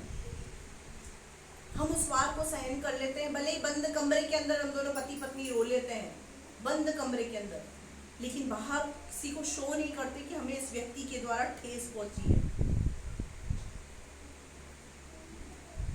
कोई आपकी भलाई के लिए कुछ कर रहा है, यहाँ पर गदी बिलाम की भलाई चाह रही है, लेकिन बिलाम की आंखें तो लालच में अंधी है, उसको तो दिखाई ही नहीं दे रहा है। वो क्या कर रहा है, श्राप देने के लिए चला जा रहा है और गधी को अलग मार रहा है कि तू मुझे लेकर चल। जो भलाई कर रही है उसी का नुकसान कर रहा है, उसी को घात कर रहा है, उसी को चोट पहुंचा रहा है, उसी को तकलीफ दे रहा है। अब देखना आगे क्या होता है, पढ़े बेटा। तो परमेश्वर का दूत दाग की बारियों के बीच की गली में, जिसके दोनों ओर बारी की दीवार थी, खड़ा हुआ। परमेश्वर के दूत को देखकर गधी दीवार से ऐसी सट गई कि बिलाम का पांव दीवार से दब गया। तब उसने उसको फिर मारा। अब क्या हुआ, अब यहाँ पर क्या हुआ, यहाँ पर वो उस दीवार से चिपक के खड़ी हो गई। रास्ते में एक दीवार थी, दीवार से सट गई, इस तरीके से वो सट गई कि मुझे यहाँ से हटा ही नहीं सके। अपने आप को गधी ने इतना टाइट कर लिया कि बिलाम मुझे हटा ना सके यहाँ से। तो क्या किया वहां पर बिलाम ने, दूसरी बार उसको फिर मारा, उसको दोबारा तकलीफ दी। प्रभु का जन भी आपको एक बार समझाता है, दो बार समझाता है, एक बार मार खाने के बाद अधमुआ होके आता है, फिर भी कोशिश करता है इसके जीवन से ये चीज दूर हो जाए, तो कहीं ये जो श्राप है इसके जीवन से हटके आशीष में बदल जाए, इसका दुख इसके सुख में बदल जाए, इसका शोक इसके आनंद में बदल जाए, इसकी अशांति इसकी शांति में बदल जाए। तो क्या होता है पता है, पहली बार मार खाने के बाद भी अधमुआ होके आता है, फिर समझाता है, फिर क्या करते हैं, फिर आप ऐसे कटाक्ष बड़े शब्द देते हैं, फिर वो दोबारा मारते हैं। और यहाँ पर भी ऐसा ही हुआ, गधी उसको बार बार बचाने का प्रयास कर रही है, लेकिन बिलाम बार बार उसको मार रहा है। आगे, तब परमेश्वर के दूत को देखकर गधी बिलाम को लिए, तब यहोवा तब परमेश्वर का दूत आगे बढ़कर एक सकड़े स्थान पर खड़ा हुआ, जहाँ न तो दाहिनी ओर हटने की जगह थी और न बाहिनी ओर। वहाँ परमेश्वर के दूत को देखकर गधी बिलाम को लिए बैठ गई। फिर तो बिलाम का कोप भड़क उठा और उसने गधी को लाठी से मारा। अब गधी ने तीसरी बार कोशिश करी, क्या कोशिश करी, वो बैठी गई कि अब मैं उठूंगी ही नहीं तो चलेगा कैसे। गधी ने क्या किया, वो बैठ गई। क्यों, क्योंकि उसको ये चीज दिखाई दे गई आगे कि ना तो दाएं मुड़ने की जगह ना बाएं मुड़ने की जगह, बीच में परमेश्वर का दूत नंगी तलवार लिए खड़ा है बिलाम को कत्लेआम करने के लिए, गधी को मारने के लिए नहीं, बिलाम को कत्लेआम करने के लिए, खत्म करने के लिए बिलाम को। तो गधी क्या हुआ, गधी बैठ गई। लेकिन यहाँ पर बिलाम ने क्या किया, तीसरी बार फिर मारा। बार बार अगर कोई व्यक्ति आपको समझाने की कोशिश कर रहा है तो इसका मतलब परमेश्वर का आत्मा उसको मजबूर कर रहा है। एक समय आएगा जब परमेश्वर का आत्मा आपसे बात करना बंद कर देगा। वो समय बहुत खतरनाक होता है। अगर प्रभु के दास दासी चुप हो गए हैं, आपको सिखाने वाले चुप हो गए हैं, कुछ नहीं बोल रहे हैं, इसका मतलब आपका खतरनाक टाइम पीरियड शुरू हो चुका है। मैं चिता नहीं रही हूँ, ये मैं बाइबल से बता रही हूँ। अगर आपको समझाना सिखाना बंद कर दिया गया, इसका मतलब आपका खतरनाक टाइम पीरियड शुरू हो चुका है। परमेश्वर को मजबूर ना करें। परमेश्वर कदाचित नहीं चाहता कि आप मर जाएं, नाश हो जाएं, खत्म हो जाएं, अशांति में पड़े रहें, दुखों में पड़े रहें। परमेश्वर नहीं चाहता। अगर परमेश्वर चाहता तो बिलाम की अंधी आंखें थी तो गधी का आंखें क्यों खोली उसने? गधी की आंखें, गधी को वो समझ किसने दी? गधी को वो समझ किसने दी? परमेश्वर ने। नहीं तो गधी इतना समझ सकती थी इस बात को कि दूत क्यों खड़ा है, किस वजह से खड़ा है, नंगी तलवार लिए हुए क्या चाह रहा है वो दूत। ये समझ गधी को परमेश्वर ने दी है। लेकिन गधी इस बात को समझ गई, लेकिन गधा बिलाम इस बात को नहीं समझ पाया। गधी इस बात को समझ पा रही है, लेकिन गधा बिलाम इस बात को नहीं समझ पा रहा। उसकी आंखें तो लालच में बंद, उसकी आंखें तो अपने स्वभाव में ही है कि जो मैं कर रहा हूँ वो ठीक है, जैसा मैं चल रही हूँ वो ठीक है, जो मैं कर रहा हूँ वो ठीक है। मेरे प्रियो, हम कई बार परमेश्वर के वचन को हल्के में लेते हैं। हमारे जीवन के दुख संकट समस्याओं का कारण वजह हमें नहीं समझ में आती है, लेकिन आज क्लियरली मैं इस बात को बता रही हूँ कि जिन दुखों के अंदर, समस्याओं के अंदर, पीड़ाओं के अंदर आप हैं, अपने आप को जांचना शुरू कर दो, क्योंकि उस परीक्षा के अंदर आप खुद गए हैं, खुदा ने नहीं डाला आपको। उस समस्या का कारण आप खुद हैं। कहीं ना कहीं आपकी आंखें शैतान ने बंद कर रखी है, उसको खोलने की जरूरत है। जो समझा रहा है, आपको सिखा रहा है, उससे आप नफरत करेंगे तो नुकसान उस व्यक्ति का नहीं है, नुकसान आपका है। अगर सिखाने वाले ने अपना मुंह बंद कर दिया तो आपका खतरनाक नुकसान है, भयानक नुकसान है। उससे उस व्यक्ति का कोई नुकसान नहीं है। वो तो प्रभु के सामने पवित्र है, क्योंकि प्रभु के सामने वो ये है कि वो एक बार गया, मार खा के आया, फिर दोबारा गया, फिर मार खा के गया, तीसरी बार गया समझाने, फिर मार खा के आया। ये तो मेरे कहने से जा रहा है, जा रही है, समझा रहे हैं ये तो, लेकिन सामने वाला नहीं समझ रहा, तो पाप का भागीदार वो है, सिखाने वाला नहीं। यहाँ गधी ने 3 बार इंडिकेशन दिए बिलाम को, पर बिलाम नहीं समझा। अब बैठ गई तो क्या हुआ, और गुस्से में आकर उसको मारा। अब देखना क्या होता है। तब परमेश्वर ने गधी का मुंह खोल दिया। तब परमेश्वर ने गधी का मुंह खोल दिया। आंखें खुली थी अब तक गधी की, और मुंह बंद था। अब परमेश्वर ने गधी का मुंह भी खोल दिया। जब तक चुप कर करके हम सुनते हैं, तब तक परमेश्वर हमें चुप रहने के लिए कहता है। लेकिन जब परमेश्वर हमें कुछ कहने को कहता है, गुस्से में भी कहने को कहता है, जब हमारे मुंह को वो खोलता है, तब सामने वाले व्यक्ति को लगती है मिर्च, कि इन्होंने इस तरीके से हमसे बात की। क्या कभी आपने सोचा है कि परमेश्वर ने हो सकता है हमको ऐसा करने को कहा हो? हम जो कर रहे हैं वो हम नहीं कर रहे हैं, याद रखना। हम जो कर रहे हैं ना, कई बार परमेश्वर हमसे करने को कहता है। कई बार परमेश्वर बोलता है कि इस व्यक्ति को छोड़ दे, कई बार परमेश्वर बोलता है इसको आंसर कर, कई बार परमेश्वर बोलता है चुप हो जा। तो ये सब चीजें हमें फॉलो करनी पड़ती है, क्योंकि हम आपके दास दासी नहीं हैं, हम परमेश्वर के दास दासी हैं। आपके अगुवे हैं, आपको रास्ता दिखाने वाले हैं। दास दासी तो हम सिर्फ उसके हैं, सर्वेंट हम उसके हैं, आपके सर्वेंट नहीं है। सर्वेंट हम परमेश्वर के हैं, आपके तो अगुवे हैं, गुरु हैं, आपको सिखाने वाले, शिक्षा देने वाले, राह दिखाने वाले, आपको प्यार करने वाले और वक्त पर डांटने वाले, हम वो हैं। आपके गुलाम है, ये कभी भी नहीं सोचना, कभी भी ये नहीं सोचना कि हमारे दास दासी नहीं, हम परमेश्वर के दास दासी हैं। यहाँ पर परमेश्वर ने क्या करा, गधी के मुंह को मजबूरन खोल दिया। जब व्यक्ति नहीं समझता तो परमेश्वर हमें गुस्सा भी करने को कहता है कि इस पे गुस्सा कर, एक बार उसको स्ट्रिक्टली बोल। जब भी वो नहीं समझता तो खुदा आपको बोलता है छोड़ दे इसको, छोड़ दे इसको। कोई सिखाने वाला, कोई अगवा अगर आपको छोड़ दे, ये आपको बहुत हल्की बात जान पड़ती है, अपने आप को आप बहुत फ्री फील करते हैं कि अच्छा हुआ हमारा पीछा छोड़ा इन्होंने। लेकिन एक बात बताओ, हमारे छोड़ते ही परमेश्वर भी छोड़ देता है,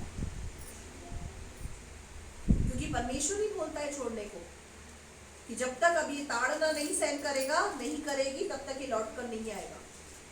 परमेश्वर उस ताड़ना में, उस नंगी तलवार के अंदर जाने देता है। अब यहाँ पे गधी का मुंह खोला तो गधी क्या बोल रही है? बिलाम से कहने लगी, मैंने तेरा क्या किया है कि तूने मुझे 3 बार मारा। गिनती भी सिखा दी परमेश्वर ने गधी को। हमारा परमेश्वर महान है, महान। वो गधा गधी की भी आंखें खोलना जानता है, उनका मुंह खोलना भी जानता है, उनको गिनती भी सिखा देता है। गधी को एजुकेट कर दिया परमेश्वर ने, पढ़ी लिखी हो गई गधी। क्या बोल रही है? तूने 3 बार मुझे मारा, मैंने तेरा क्या बिगाड़ा तो तूने मुझे 3 बार मारा।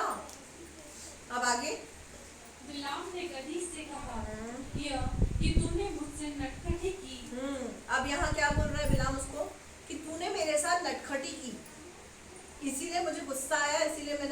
3 बार मारा। अब यदि मेरे हाथ में तलवार होती हम्म, तो मैं तुझे अभी मार डालता। अब क्या बोल रहा है? अगर तलवार होती ना, अभी तो लकड़ी थी, तू बच गई। अभी तो लकड़ी थी, तू बच गई। कई बार हम क्या सोचते हैं, अभी तो मैं परमेश्वर के हाथों, वचन के हाथों बंधा हुआ, इसलिए मुंह से मैंने काम चलाया, नहीं तो मैं इनका कुछ ना कुछ कर ही देता। इन्होंने इस तरीके से हमसे बात की है। आगे गदही ने बिलाम से कहा, क्या मैं तेरी वही गदही नहीं जिस पर तू जन्म से आज तक चढ़ता आया है? क्या यहाँ क्या बोल रही गधी? क्या मैं तेरी वही गधी नहीं जिसमें तू जन्म से अब तक चढ़ता आया है? क्या हम वही दास दासी नहीं जिसने पहले दिन आपका हाथ पकड़ा था, जिसने आपको आत्मा में जन्म दिया था और उस दिन से हाथ पकड़ा था और उसके साथ आप चलते आए थे, उसको सुनाते थे, वो सुनते थे आपके? क्या हम वही दास दासी नहीं जो पहले दिन से आपको संभाल रहे? आज तक आपको कुछ बोला गया, अगर बोला जा रहा है तो इसका मतलब उसके पीछे कुछ ना कुछ राज है। हम उस राज को समझने की कोशिश नहीं करते हैं।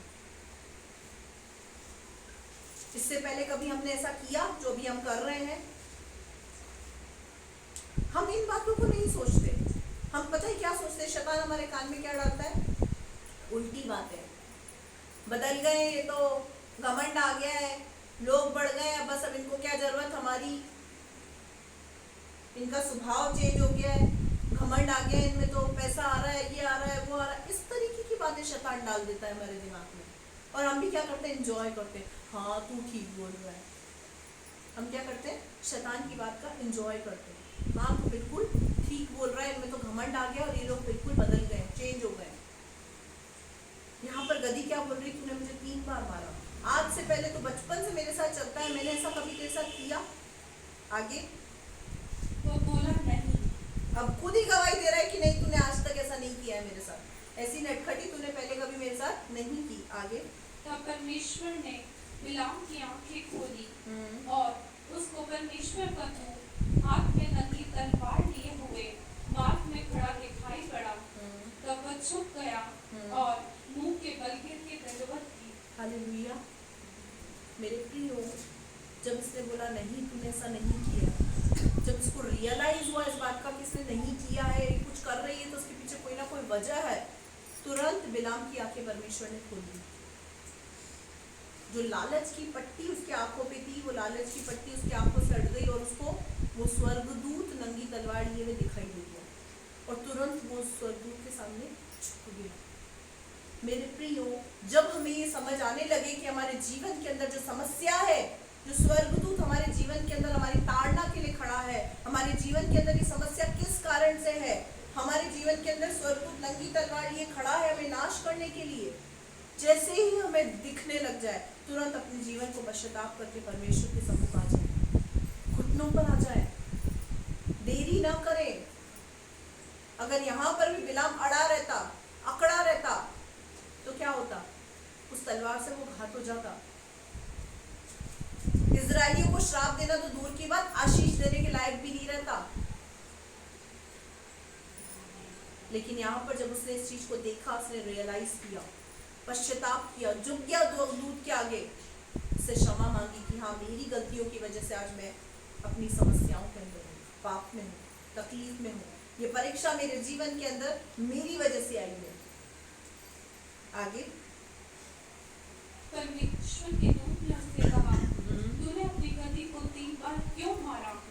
सुन, तेरा विरोध करने को मैं ही आया हूँ, इसीलिए कि तू मेरे सामने उल्टी चाल चलता है। अब क्या बोला? तूने उस गधी को 3 बार क्यों मारा? तेरा विरोध तेरे गधी नहीं कर रही थी, तेरा विरोध मैं कर रहा हूँ। मेरे प्रियो, अगर किसी विश्वासी के आगे परमेश्वर ही विरोधी बन के खड़ा हो जाए तो उसको कौन बचाएगा? वो बच सकता है? यहाँ पर क्या बोल रहा है कि तेरा विरोध गधी नहीं कर रही थी, तेरा विरोध मैं कर रहा था। क्यों? क्योंकि तू मेरी दृष्टि में उल्टी चाल चलता है। तू तेरी दृष्टि में सही था, तू तेरी दृष्टि में सही था, इसका मतलब तू सही है ये नहीं है। तू मेरी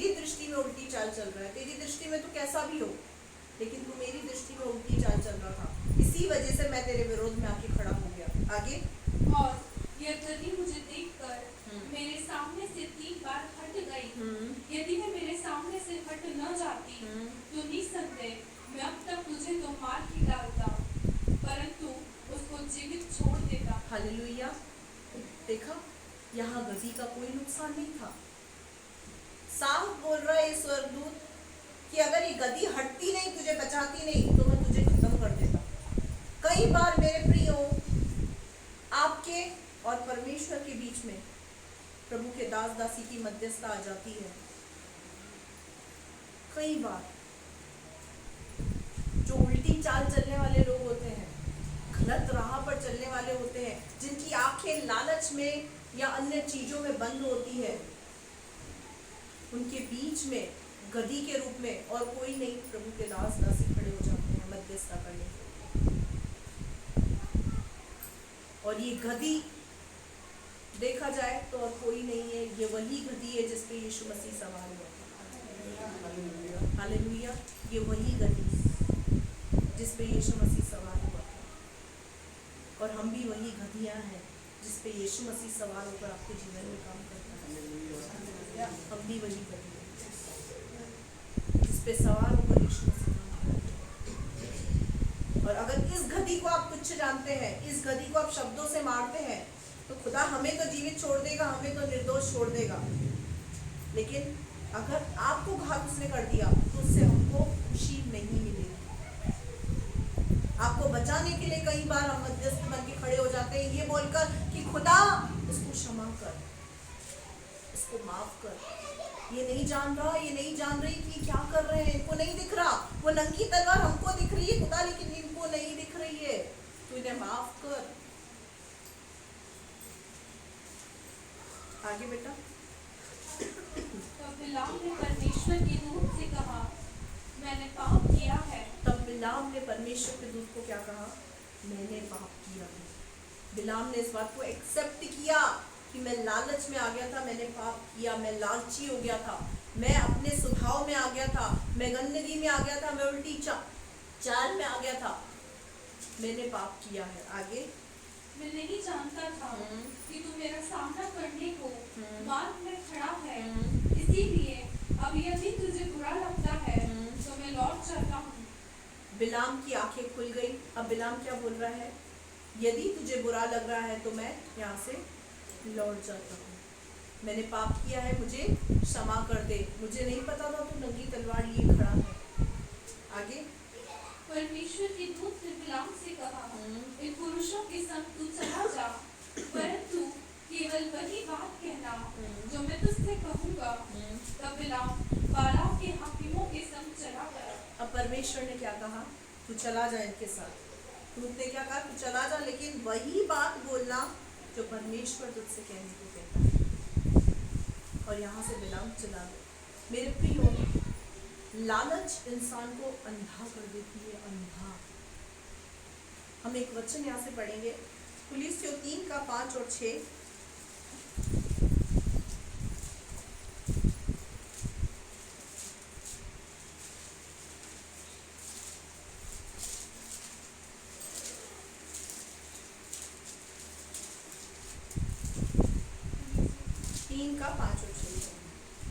बस ये आखिरी आयत पढ़ेंगे हम। इसीलिए अपने उन अंगों को मार डालो जो पृथ्वी पर है। इसीलिए अपने उन अंगों को मार डालो। अंगों को मार डालने का मतलब अपने आप को खत्म करना नहीं है, यानी अपने अंदर से जो पाप के अंगे जो आपसे पाप कराते हैं, उस पाप को मार डालो, उस पाप को खत्म कर डालो। आगे। अर्थात व्यभिचार, अशुद्धता, दुष्कामना, बुरी लालसा और लोभ को जो मूर्ति पूजा के बराबर है। जो मूर्ति पूजा के बराबर है। अगर हम बोलते हैं कि हम मूर्ति पूजा नहीं करते, और अगर हम लालची हैं, लालच में आकर अगर हम कुछ कर रहे हैं, तो इसका मतलब हम प्रभु की दृष्टि में मूर्ति पूजक हैं। लालच एक मूर्ति पूजा के बराबर है। मेरे प्रियो, अगर हम यहाँ पर बैठे बैठे ऐसे सोचें कि वचन तो मेरे लिए नहीं है क्योंकि मैं तो लालची हूं ही नहीं, तो एक बात आपको बताना चाह रही हूँ, बिलाम जिस पाप के अंदर था, बिलाम को भी नहीं पता था कि वो पाप में है। बिलाम को भी ये बात नहीं पता थी कि वो पाप में है। उसको भी ये नहीं पता था कि मेरे अंदर लालच का आत्मा काम कर रहा है, उसको भी नहीं पता था। वो क्या सोच रहा था? मैं तो परमेश्वर का दूत हूँ, परमेश्वर का दास हूँ, परमेश्वर के अकॉर्डिंग चलता हूँ, मैं तो विश्वासी हूँ, मैं तो एक अच्छा विश्वासी, मैं तो एक अच्छी विश्वासी हूँ, मैं परमेश्वर के अकॉर्डिंग चलती हूँ। ये उसको भी नहीं पता था कि उसके अंदर कौन सा पाप पनप रहा है, लेकिन जब उसकी आंखें परमेश्वर ने खोली, उसको अपना पाप दिखाई देने लगा। आज मेरी खुदा से दुआ है, अगर किसी की आंखें बंद है तो आज खुल जाए, क्योंकि ये पाप बहुत खतरनाक है। अगर आप मूर्ति पूजा नहीं करते और आप अन्य पापों के अंदर है, लालच के अंदर है, बुरी लालसाओं के अंदर, बुरे विचारों के अंदर है, तो वो मूर्ति पूजा ही है। हम जिस भी काम को कर रहे हैं, अगर हम परमेश्वर के वचन से ज्यादा पैसे को अहमियत देते हैं तो पैसा हमारी मूर्ति है। अगर हम परमेश्वर से वचन से ज्यादा क्रोध को अहमियत देते हैं तो क्रोध हमारी मूर्ति है। अगर हम परमेश्वर के वचन से ज्यादा अपने गुस्से को अहमियत देते हैं तो गुस्सा हमारी मूर्ति है। परमेश्वर के वचन से ज्यादा गालियों को महत्व देते हैं तो गाली हमारी मूर्ति है। परमेश्वर के वचन से ज्यादा हम नशे को महत्व देते हैं तो नशा हमारी मूर्ति है। जिस भी चीज को हम परमेश्वर के वचन से ज्यादा अहमियत देते हैं उसकी हम पूजा कर रहे हैं और हम मूर्ति पूजक हैं परमेश्वर की दृष्टि में। आगे 6 आयत को पढ़ते हैं। के कारण परमेश्वर का प्रकोप आज्ञा न मानने वालों पर पड़ता है। इन्हीं के कारण परमेश्वर का प्रकोप आज्ञा न मानने वालों पर पड़ता है। अगर आज आपके जीवन के अंदर परमेश्वर का प्रकोप है तो उसकी वजह उसका परीक्षा करना नहीं, आपका जीवन। हम अपने मन को, अपने जीवन को कितना भी कठोर कर लें, कितना भी कड़क कर लें, कितना भी हम कोशिश कर लें, ये बात हम कभी नहीं भूलें कि परमेश्वर दयालु, कृपालु, विलंब से क्रोध करने वाला है, लेकिन वो न्यायी भी है। हम अक्सर इस बात को भूल जाते हैं, वो तो दयालु है, वो इंसानों जैसा नहीं है। मेरे प्रियो, वो इंसानों से भी खतरनाक है जब अपने रूप में आ जाए तो वो, अगर वो अपने रूप में आ जाए तो वो इंसानों से भी खतरनाक हो जाता है परमेश्वर। उसके उस रूप को अपने जीवन के अंदर उस दिखाने के लिए उसको मजबूर ना करें। हर एक जन अपनी आंखों को बंद करे, परमेश्वर के वचन पर हम मेडिटेट करें। हमारे जीवन के अंदर क्या है, क्या जो हमको सिखा रहा है, जो हमारी भलाई कर रहा है, हमें समझा रहा है, जिसको परमेश्वर ने हमारे जीवन में हमारे लिए रखा है, हम उसे अपना दुश्मन समझ रहे हैं,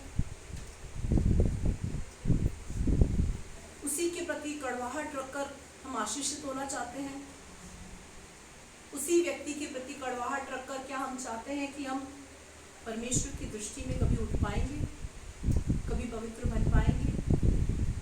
कदाचित नहीं मेरे प्रियो।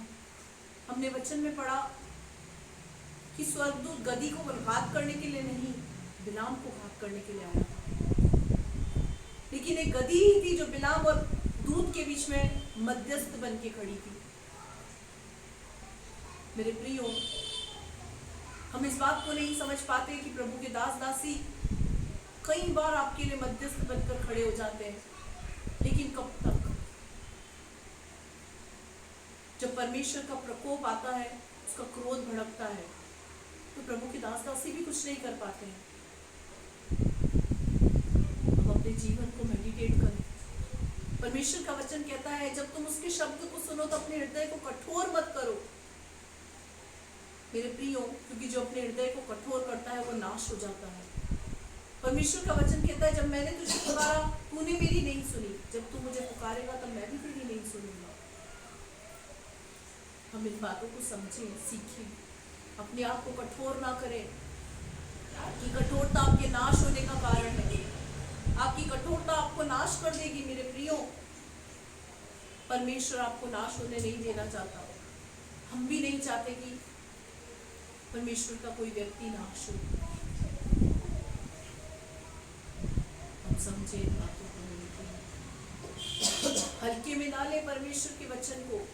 अगर आज हमारे जीवन के अंदर बिलाम की आत्मा है तो परमेश्वर से कहे, प्रभु उस आत्मा को हमारे जीवन से दूर कर। लालच ने बिलाम की आंखों को बंद कर दिया था। लालच में आकर उसने परमेश्वर की बात को अनसुनी करके एक पाप किया।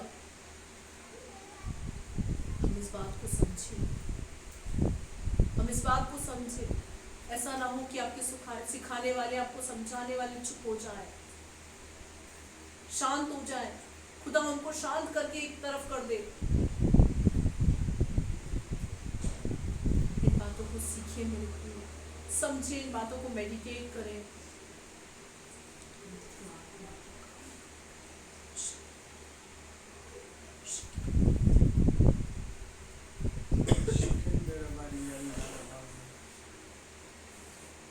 Come on, people of God. परमेश्वर के प्यारे लोगों, अपने जीवन पर मेडिटेट करें। क्या आपने पिछले दिनों में परमेश्वर के वचन को सुनकर अनसुना किया है? परमेश्वर के वचन ने आपसे बोला है और आपने कहा ये वचन मेरे लिए नहीं, ये मेरे पड़ोसी के लिए है। अगर वो वचन आपके लिए ना होता तो परमेश्वर उस दिन आपको परमेश्वर के भवन में नहीं लाता। अगर आप ये सोचते हैं कि आज का वचन मेरे लिए नहीं है, तो परमेश्वर आज आपको यहाँ आने का अवसर नहीं देते, क्योंकि परमेश्वर का वचन कहता है कि तुमने मुझे नहीं चुना परंतु मैंने तुम्हें चुना है। तो मेरे प्रिय भाइयों और बहनों, आपने और मैंने प्रभु को नहीं चुना है, प्रभु ने हमें चुना है। प्रभु ने हम पर कृपा और दृष्टि की है।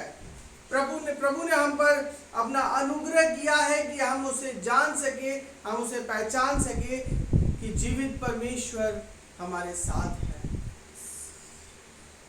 ये प्रभु की महान करुणा है और उस करुणा के तहत परमेश्वर हर रविवार को हमसे परमेश्वर के वचन के माध्यम से प्रभु हमसे बोलते हैं, हमसे बात करते हैं कि हमारा जीवन परिवर्तन हो जाए, हमारे जीवन की हर एक गंदगी दूर हो जाए। क्या ऐसा तो नहीं कि हमारे जीवन में जो रुकावटें हैं, हमारे जीवन में जो समस्याएं हैं, जो हमारे जीवन में जो प्रॉस्पेरिटी नहीं आती, उसका कारण क्या हमारा स्वभाव तो नहीं? क्या हमने परमेश्वर के वचन को सुनकर अनसुना किया है? जिस परमेश्वर ने हमें ये जीवन की सांसें दी हैं, जो मुफ्त की सांसें दी है, माँ के गर्भ में भी हमें खूबसूरती से रचा और माँ के गर्भ से लेकर अब तक हमें संभाला है, और प्रभु ने हमसे वादा किया है कि मैं अंत तक तुझे संभाले रहूंगा। क्या हम उस परमेश्वर को धोखा तो नहीं देते? अगर हम उस परमेश्वर को धोखा देते हैं तो हम उस परमेश्वर को नहीं, हम खुद को धोखा देते हैं।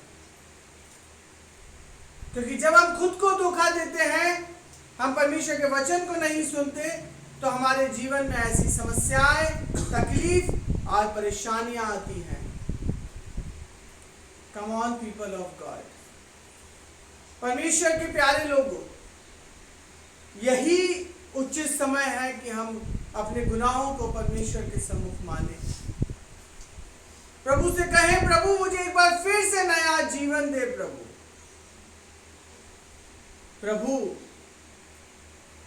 मैंने जो पहले पाप किए हैं तू मुझे क्षमा कर। तेरा जिंदा लहू परमेश्वर जो तूने क्रूस पर अपनी जान दी प्रभु, वो जिंदा लहू आज प्रभु मुझे शिफा दे, मुझे चंगाई दे। प्रभु मेरे जीवन पर एक नया छुटकारा चाहता हूं प्रभु जी। Come on people of God, प्रभु के प्यारे लोगों, अपने जीवन को प्रभु के सम्मुख रखें।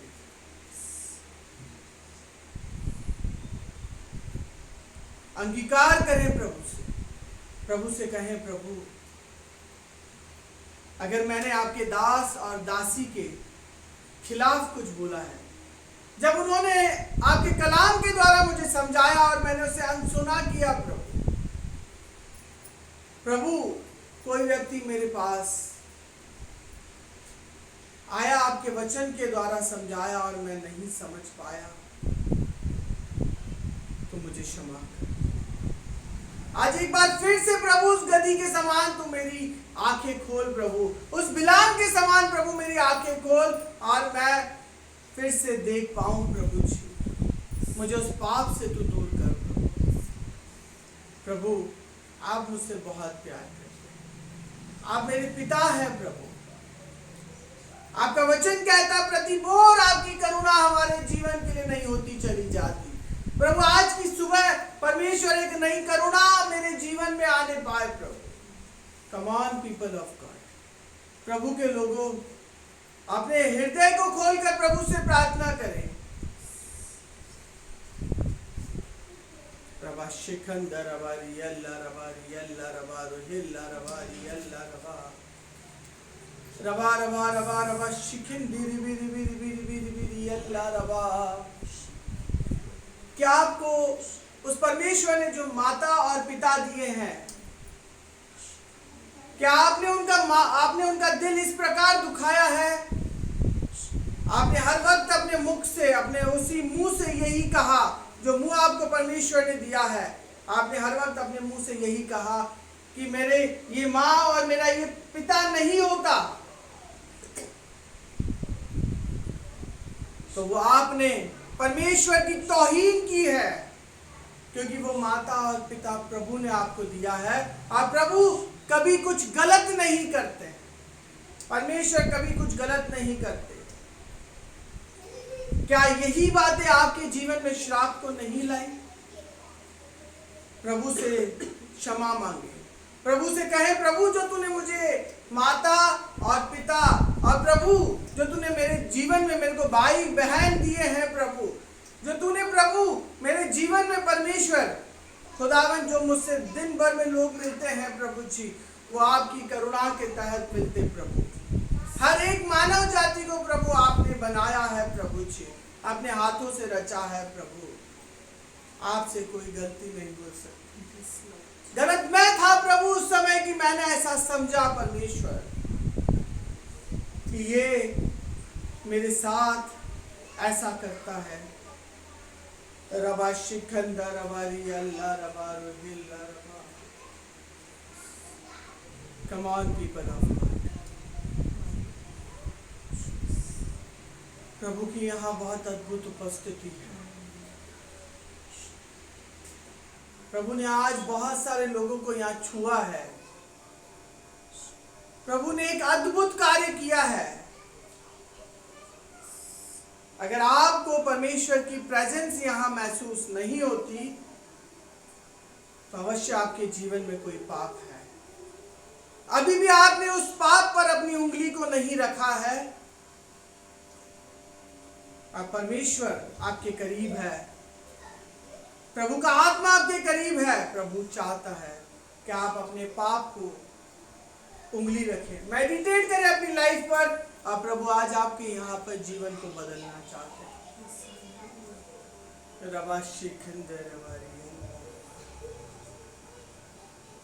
क्या आपके जीवन के द्वारा किसी को ठेस तो नहीं पहुंची? क्या आपने परमेश्वर के वचन का तौहीन तो नहीं किया है? रबा शिखंदर रबारी अल्लाह रबारी अल्लाह रबा रबा रबा रबा शिखिन बीर बीर बीर बीर बीर बीर। परमेश्वर का हर एक वचन वो आपके और मेरे लिए है। परमेश्वर के कलाम में कोई ऐसा वचन नहीं जो सिर्फ मेरे लिए हो और वो आपके लिए नहीं। हर एक वचन आपके और मेरे लिए है। कम ऑन पीपल ऑफ गॉड, आपके जीवन की जो समस्याएं हैं वो अनाज्ञाकारिता के कारण है। आज प्रभु से कहें प्रभु मेरी इस अनाज्ञाकारिता को तू क्षमा कर। मैं प्रभु आपके सम्मुख बढ़ना चाहता हूँ। प्रभु मैं आपकी सेवा के लिए इस्तेमाल होना चाहता हूँ। प्रभु तो मुझे नया मार्गदर्शन दे परमेश्वर। प्रभु आपकी करुणा और आपकी दया को हम चाहते हैं, आदर आपको देते हैं प्रभु। मैं जानता हूं आज आपके बच्चों से आपने बहुत खूबसूरती से बात की है प्रभु, उसके लिए धन्यवाद करते हैं प्रभु जी। प्रभु आज आपने हर एक के जीवन को बदला, परिस्थितियों को बदला, हालातों को बदला प्रभु जी, उसके लिए धन्यवाद। प्यारे परमेश्वर, हर एक से आज आपने बोला और बात किया प्रभु, उसके लिए आपका धन्यवाद करते हैं। खुदावन, जो आपकी आवाज को नहीं सुन पाए उनके कान यीशु के नाम से खुल जाए, कि आपकी आत्मिक बातों को समझ पाए और सुन पाए प्रभु। हर एक श्राप, पुरखाओं का श्राप, बंधन यीशु के नाम से इसी समय टूट जाए। आपकी करुणा को मांगते हैं, दया को मांगते हैं प्रभु। मैं आपका दास और आपकी दासी होने के नाते प्रभु जी, पिता, पुत्र, पवित्र आत्मा के नाम से प्रभु यहाँ आए हर एक भाई बहन को प्रभु, जो YouTube के माध्यम से आपके कलाम को सुनते प्रभु, यीशु के नाम से आशीष कहता हूँ। आत्मिक क्षेत्र में बढ़ जाए प्रभु, प्रॉस्पेरिटी आने पाए परमेश्वर, आत्मिक उत्साह में बढ़ जाए प्रभु जी। हर एक रुकावट जो शैतान के द्वारा इनके जीवन में है प्रभु, जो आपके कलाम को और आपको नहीं पहचान पाते, यीशु के नाम से इसी समय दूर हो जाए प्रभु। आपकी कामिल और चंगाई को कहते हैं। आपने इस प्रार्थना को सुना, धन्यवाद करते हैं प्यारे पुत्र प्रभु यीशु के नाम से मांगते हैं, आमीन। आइए हम अपनी आंखों को बंद करेंगे, परमेश्वर के सम्मुख अपने सरों को झुकाएंगे और आशीष वचन को प्राप्त करेंगे। पिता परमेश्वर का प्रेम, प्रभु यीशु मसीह का अनुग्रह और पवित्र आत्मा की सहभागिता आपके और हमारे साथ सदैव बनी रहे। हम सब कहें आमीन। आशीर्वाद को प्राप्त करें, यहोवा तुम्हें आशीष दे और तुम्हारी रक्षा करे। यहोवा तुम पर अपने मुख का प्रकाश चमकाए और तुम पर अनुग्रह करे। यहोवा अपना मुख तुम्हारी ओर करे और तुम्हें अपनी शांति से भरे। सब कहें आमीन। आमीन। प्रभु इन वचनों के द्वारा आपको आशीष दे। जय मसीह की। जय praise the Masih. Lord. Praise the Lord.